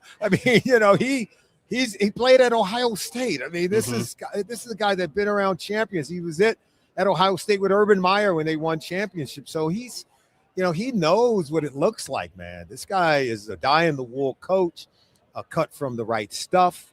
I always say that you can take two different roads that still lead to the same destination. So if you ask me, is who's better, the offensive coach that can impact the quarterback or a guy who cut his teeth on the defensive side of the ball, I would tell you both. I don't think there's only one way to do something and still be successful. But that's where we all have to learn to be what I call high-level thinkers. We have to understand what diversification really means. Like my wealth management guy, he always tells me we have to diversify this portfolio. Yeah. He's right all the time. When my doctor tells me that, Solomon, you can't eat the same things, that you're going to have to have a balanced diet, diversification, balance is always good. So there is no one way to do things. There's always multiple ways to still lead to the same destination. Yeah. You mentioned him this time on Monday last week. We didn't think that this was going to be a storyline, but it is. But that's been the biggest storyline of last week. Yeah. What did you think when you heard that Bill Belichick wasn't elected to the Pro Football Hall of Fame on the first ballot? I thought he should have been in. I would have voted for him if I had a vote. I have all the respect for Coach Belichick. I think he is a Hall of Fame coach. I think he will be in the Hall of Fame. I certainly didn't do what everybody else did. I didn't sit around and say, why he didn't get in on the first ballot? What's going on here? Grown men don't whine. Grown men don't cry. There ain't no reason to send up a flare because he didn't get in on the first ballot. I thought it was an overreaction. In fact, it was such an overreaction, they blamed someone for Bill not getting in, and that person ended up voting for Bill Belichick. Right. I mean, that's how the overreaction was so over the top. I said, I've never heard grown men whine and cry about something that means nothing on the great scale of things, because he is going to be in the Pro Football Hall of Fame. But I don't know that anyone deserves to be a first ballot guy. In fact, I used to listen to Ray Nitschke, the great, late great linebacker with the Green Bay Packers. He used to speak every year to the Hall of Famers and to the incoming class. And he would get them in that room and he would say, there is no first level Hall of Famer, no second level Hall of Famer. You are in the Hall of Great Players. I could imagine one day, if all of us are fortunate to get into the pearly gates of heaven, that someone's going to sit in there and try to classify what level of angel you are, what level of angel he is. Well, he's a first day decision, and he's a third day decision. Are you kidding me? Bro, I'm just happy to be up in here. That's what I'm going to say if they're kind enough to let me in. Right. So that's how I equate all of this sound and fury. Sure. Someone who, by the way, coined the phrase, if you ain't cheating, you ain't trying. And he coined the phrase. Yeah. So for those men who are voting to have that conversation, I think it's appropriate. I don't think it's inappropriate to have that conversation. And for us to act like that is not an elephant in the room, I think shame on the rest of us, because we should be having that conversation. I am always here to tell the whole story. I don't pick and choose what parts of stories I get to tell, because I think that's doing our listeners and our viewers a disservice.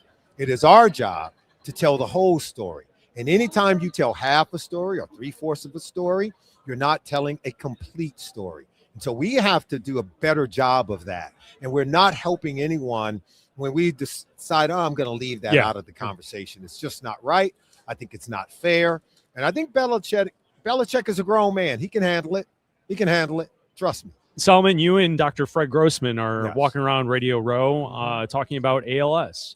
That's right. And we are, because Dr. Grossman is the chief medical officer for Koya Therapeutics. They're working on a therapeutic to treat ALS, which is a dreaded disease, right? Yeah. Roughly 5,000 Americans contract this dreaded disease each and every year. He's here to tell us about some of the things they're doing about it.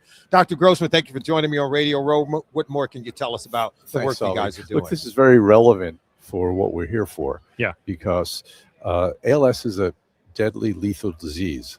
And it's a horrible disease because you become paralyzed, certainly in the limbs, sometimes can't eat, and it progresses.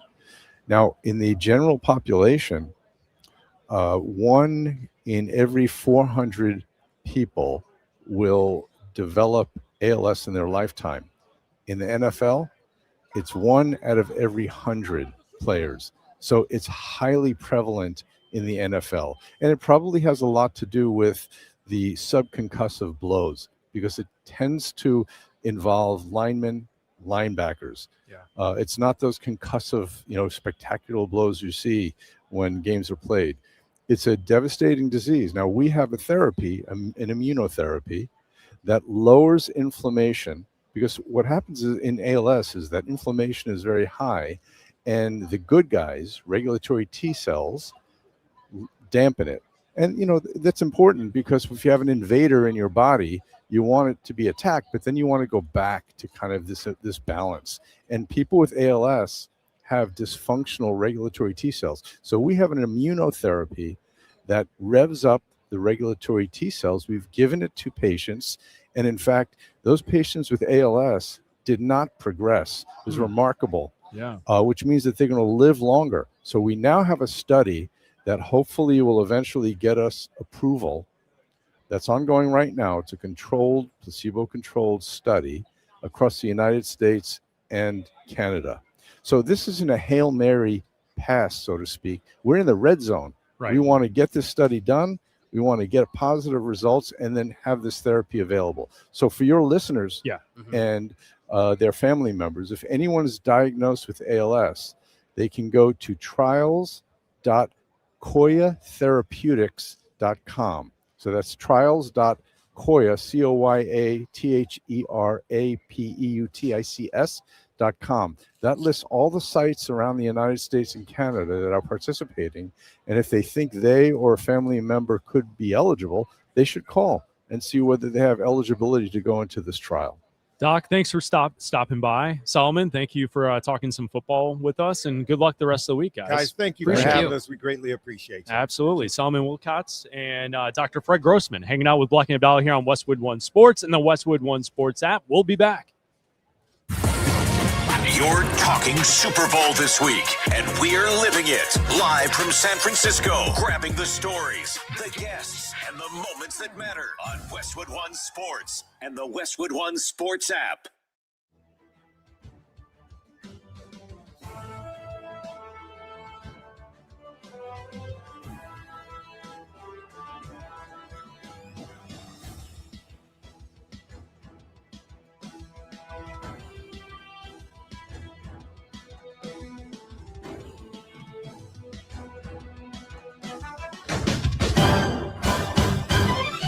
At the tone, the broadcast will begin in 4 minutes, 30 seconds.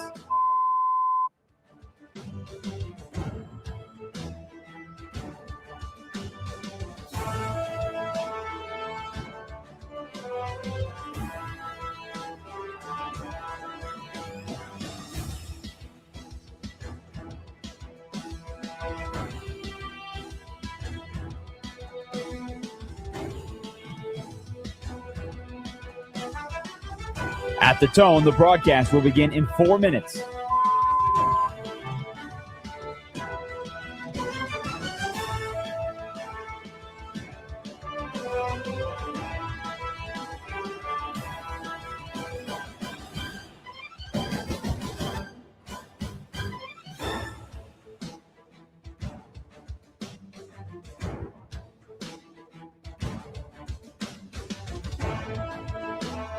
At the tone, the broadcast will begin in 3 minutes and 30 seconds.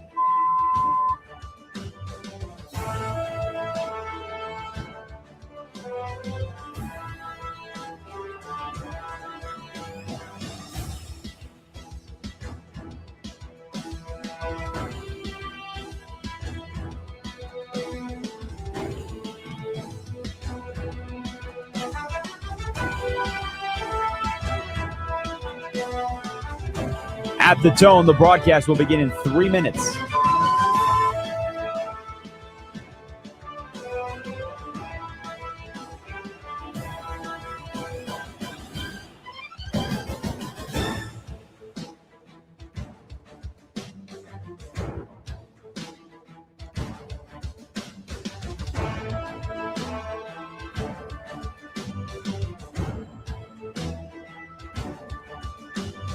At the tone, the broadcast will begin in 2 minutes, 30 seconds.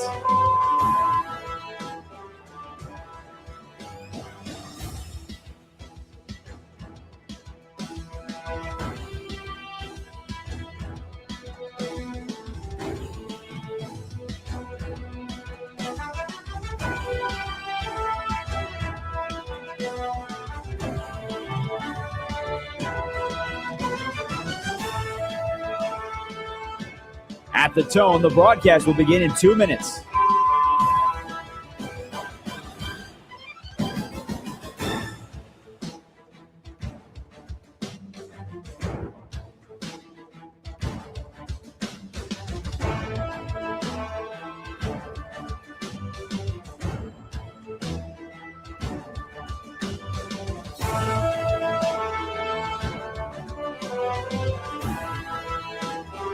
At the tone, the broadcast will begin in 1 minute, 30 seconds.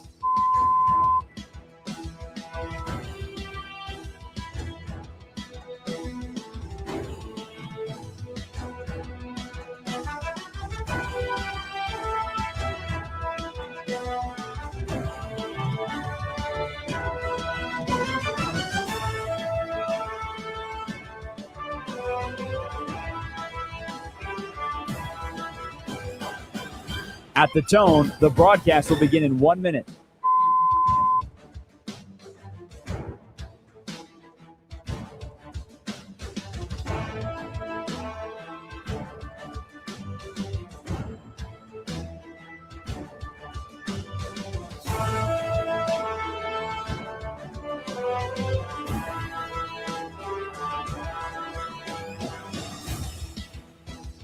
Stations, this is your final time check. At the tone, the broadcast will begin in 30 seconds.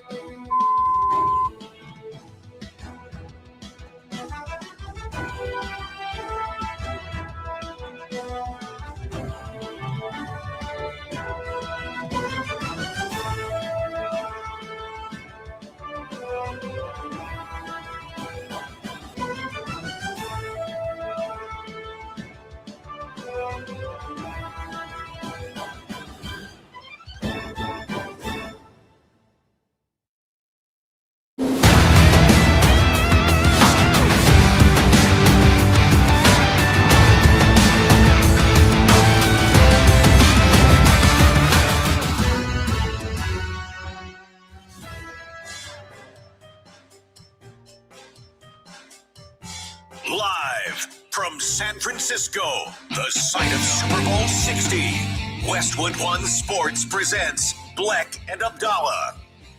That's right, live from Radio Row in San Francisco all week long, noon to 3 Eastern, right here on Westwood One Sports and the Westwood One Sports app, Sirius XM Channel 375. Jim Rome coming up in 14 minutes right here on Westwood One Sports. I'm Chris Bleck along with Adam Abdalla, live from San Francisco as we continue to preview Super Bowl 60, the Patriots and the Seahawks. Thank you to Raj and thank you to Laura for producing today's show. Raj did a great job booking guests today for the show. Raj, for tomorrow's show, noon to 3 Eastern from Radio Row in San Francisco, Bleck and Abdalla. Who's committed? Who's joining us tomorrow? All right, so we are scheduled to be joined tomorrow by Sean Merriman. Can we Hell do the yeah. lights out? Lights Dan? out. Sean Merriman. Our Westwood One colleague, Ross Tucker. Love it. Join us, talk a Hell little yeah. Super Bowl with him. He's great. WWE legend Big E. Big is gonna E. join the show. Big E. Will he suplex Abdalla? You know what? That would I gotta sign it a would waiver. be pretty funny to see if he could pick him up with like one arm. I bet he That could. would be He awesome. absolutely could. could pick me up I with bet he one could. arm. Yeah. And then former Seahawks legend Patrick Kearney is going to join the Awesome. show Alright. as well. So Awesome. yeah, that'll be fun tomorrow. So we have a lot to get ready for and to look forward to tomorrow. Bleck and Abdalla here on Westwood One Sports. Make sure you check out the podcast, Apple, Spotify, Odyssey, and also you can like and subscribe to our YouTube channel, Bleck and Abdalla Show on YouTube. So if you go to Bleck and Abdalla Show on YouTube, we have a live feed up here live from Radio Row. And also you can see the clips and everything right there on our YouTube channel. Like and subscribe. Abdalla, as we got Super Bowl 60 on tap this weekend, we're really looking forward to it. The one thing this week, outside of the NBA trade deadline and Super Bowl conversation that we're amped for, big week. There is a big thing that took place earlier today that probably in the history of the Bleck and Abdalla Show, if you're an old school day one person to Bleck and Abdalla, there is something that takes place on February the 2nd each and every year that I think we are the first and foremost show that celebrates this event better than any other show in the entire country. Yeah. This is our thing. Yeah. We celebrate this one thing better than anyone else in all of radio. And if it's the one thing that's going to get us kicked off of Westwood One Radio, it's gonna be no, this. Listen. It's going to be this. We've had a full show of interviews here from Radio Row, a lot of football conversation, but we can't go on today's program without acknowledging what took place in Punxsutawney, Pennsylvania earlier today. At Gobbler's Knob. Gobbler's Knob, that's what it's called. Today is Groundhog's Day. Play it, Laura. It is my job this February 2 to look to the skies and report back to you that there is a shadow here on my ground. 6 more weeks of winter abound. Now, so that was earlier this morning. To set the scene, there are individuals who take this way too seriously. These old people, okay, they're not old people. They are adults who dress up as old-timey folks. Yes. Who then stick their hand into a dark hole and they pull a rat out of the hole. A varmint. To then try and predict whether or not we will have more winter or less winter heading towards spring. Now, there is what we at Bleck and Abdalla like to call a bit of a source-off. Is there? A bit of a source-off. Now, there's more than one rat? Punxsutawney Phil likes to think he's all that. Groundhog? He likes to think he's the foremost source on all things, but you will know, and I'll have those that don't know, that the movie Groundhog Day was filmed in Woodstock, Illinois. Now, Woodstock, Illinois takes Groundhog Day just as seriously as Punxsutawney. If not more. If not more. The entire town today, it is all that goes on in Woodstock, Illinois, just like Punxsutawney, Pennsylvania. The celebration today is not the Super Bowl or the NBA trade deadline that's coming up in a couple days. But it is their Super Bowl. But this is the day. Groundhog Day is their day. And guess what? Woodstock Willie said that spring is a-coming. Oh, so we have difference in opinions from the groundhog. Yeah, the groundhogs apparently did not communicate, or there is a source-off. And I mean, I could get some NFL reporters here to talk about a source-off. Don't start a fight today. It's our first day. It's our first day. You don't want to see that happen. We've got a fight between Punxsutawney Phil and Woodstock Willie because one said spring's a-coming and one said 6 more weeks of winter. So as you and I, as native Illinoisans, we're going to go with Woodstock Willie, and I would like to believe that spring's a-coming. Now, you've looked this up in the past. It's not just Willie or Phil. No.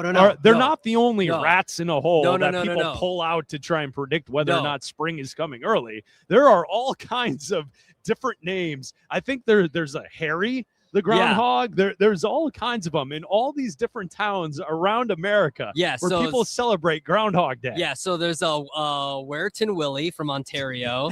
There's Staten Island Chuck.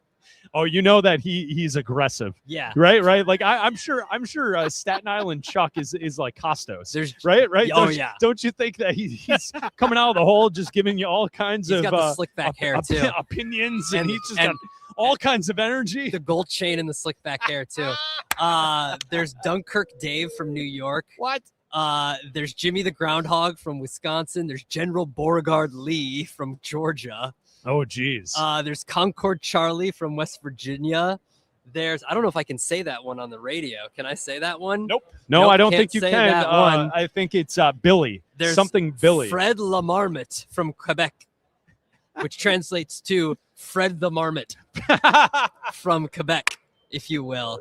And then, like I said, there's our very own Woodstock Willie from Illinois. I mean, when you see the video footage, because, you know, if you see a clip going around on social media today, it's like live news coverage from early this morning on the East Coast of these guys dressed in top hats and black coats and little bow ties. And they talk in the rhymey fashion. Yeah. And they're so serious about the groundhog. Like, this is their day. It's their day, man. There's nothing they take more serious than grabbing that little varmint and pulling it out of the hole and then trying to showcase whether or not it saw its shadow. According Six to more weeks of winter abound.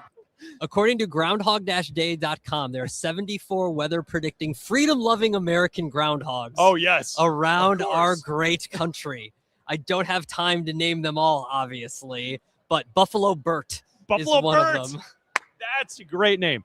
All right, now, before we hand it off to Jim Rome, do you think he's aware that the 10 minutes leading into his show today on Westwood One Sports was spent talking about groundhogs? Absolutely not, because he would be mean mugging us so hard, and this would be our last, like I said, this would be our last day on Westwood One. Hey, Jim, nice to meet you. It's Bleck and Abdalla. By the way, Your lead-in was groundhog talk for 10 minutes. Punxsutawney Phil didn't see his shadow, so I don't know.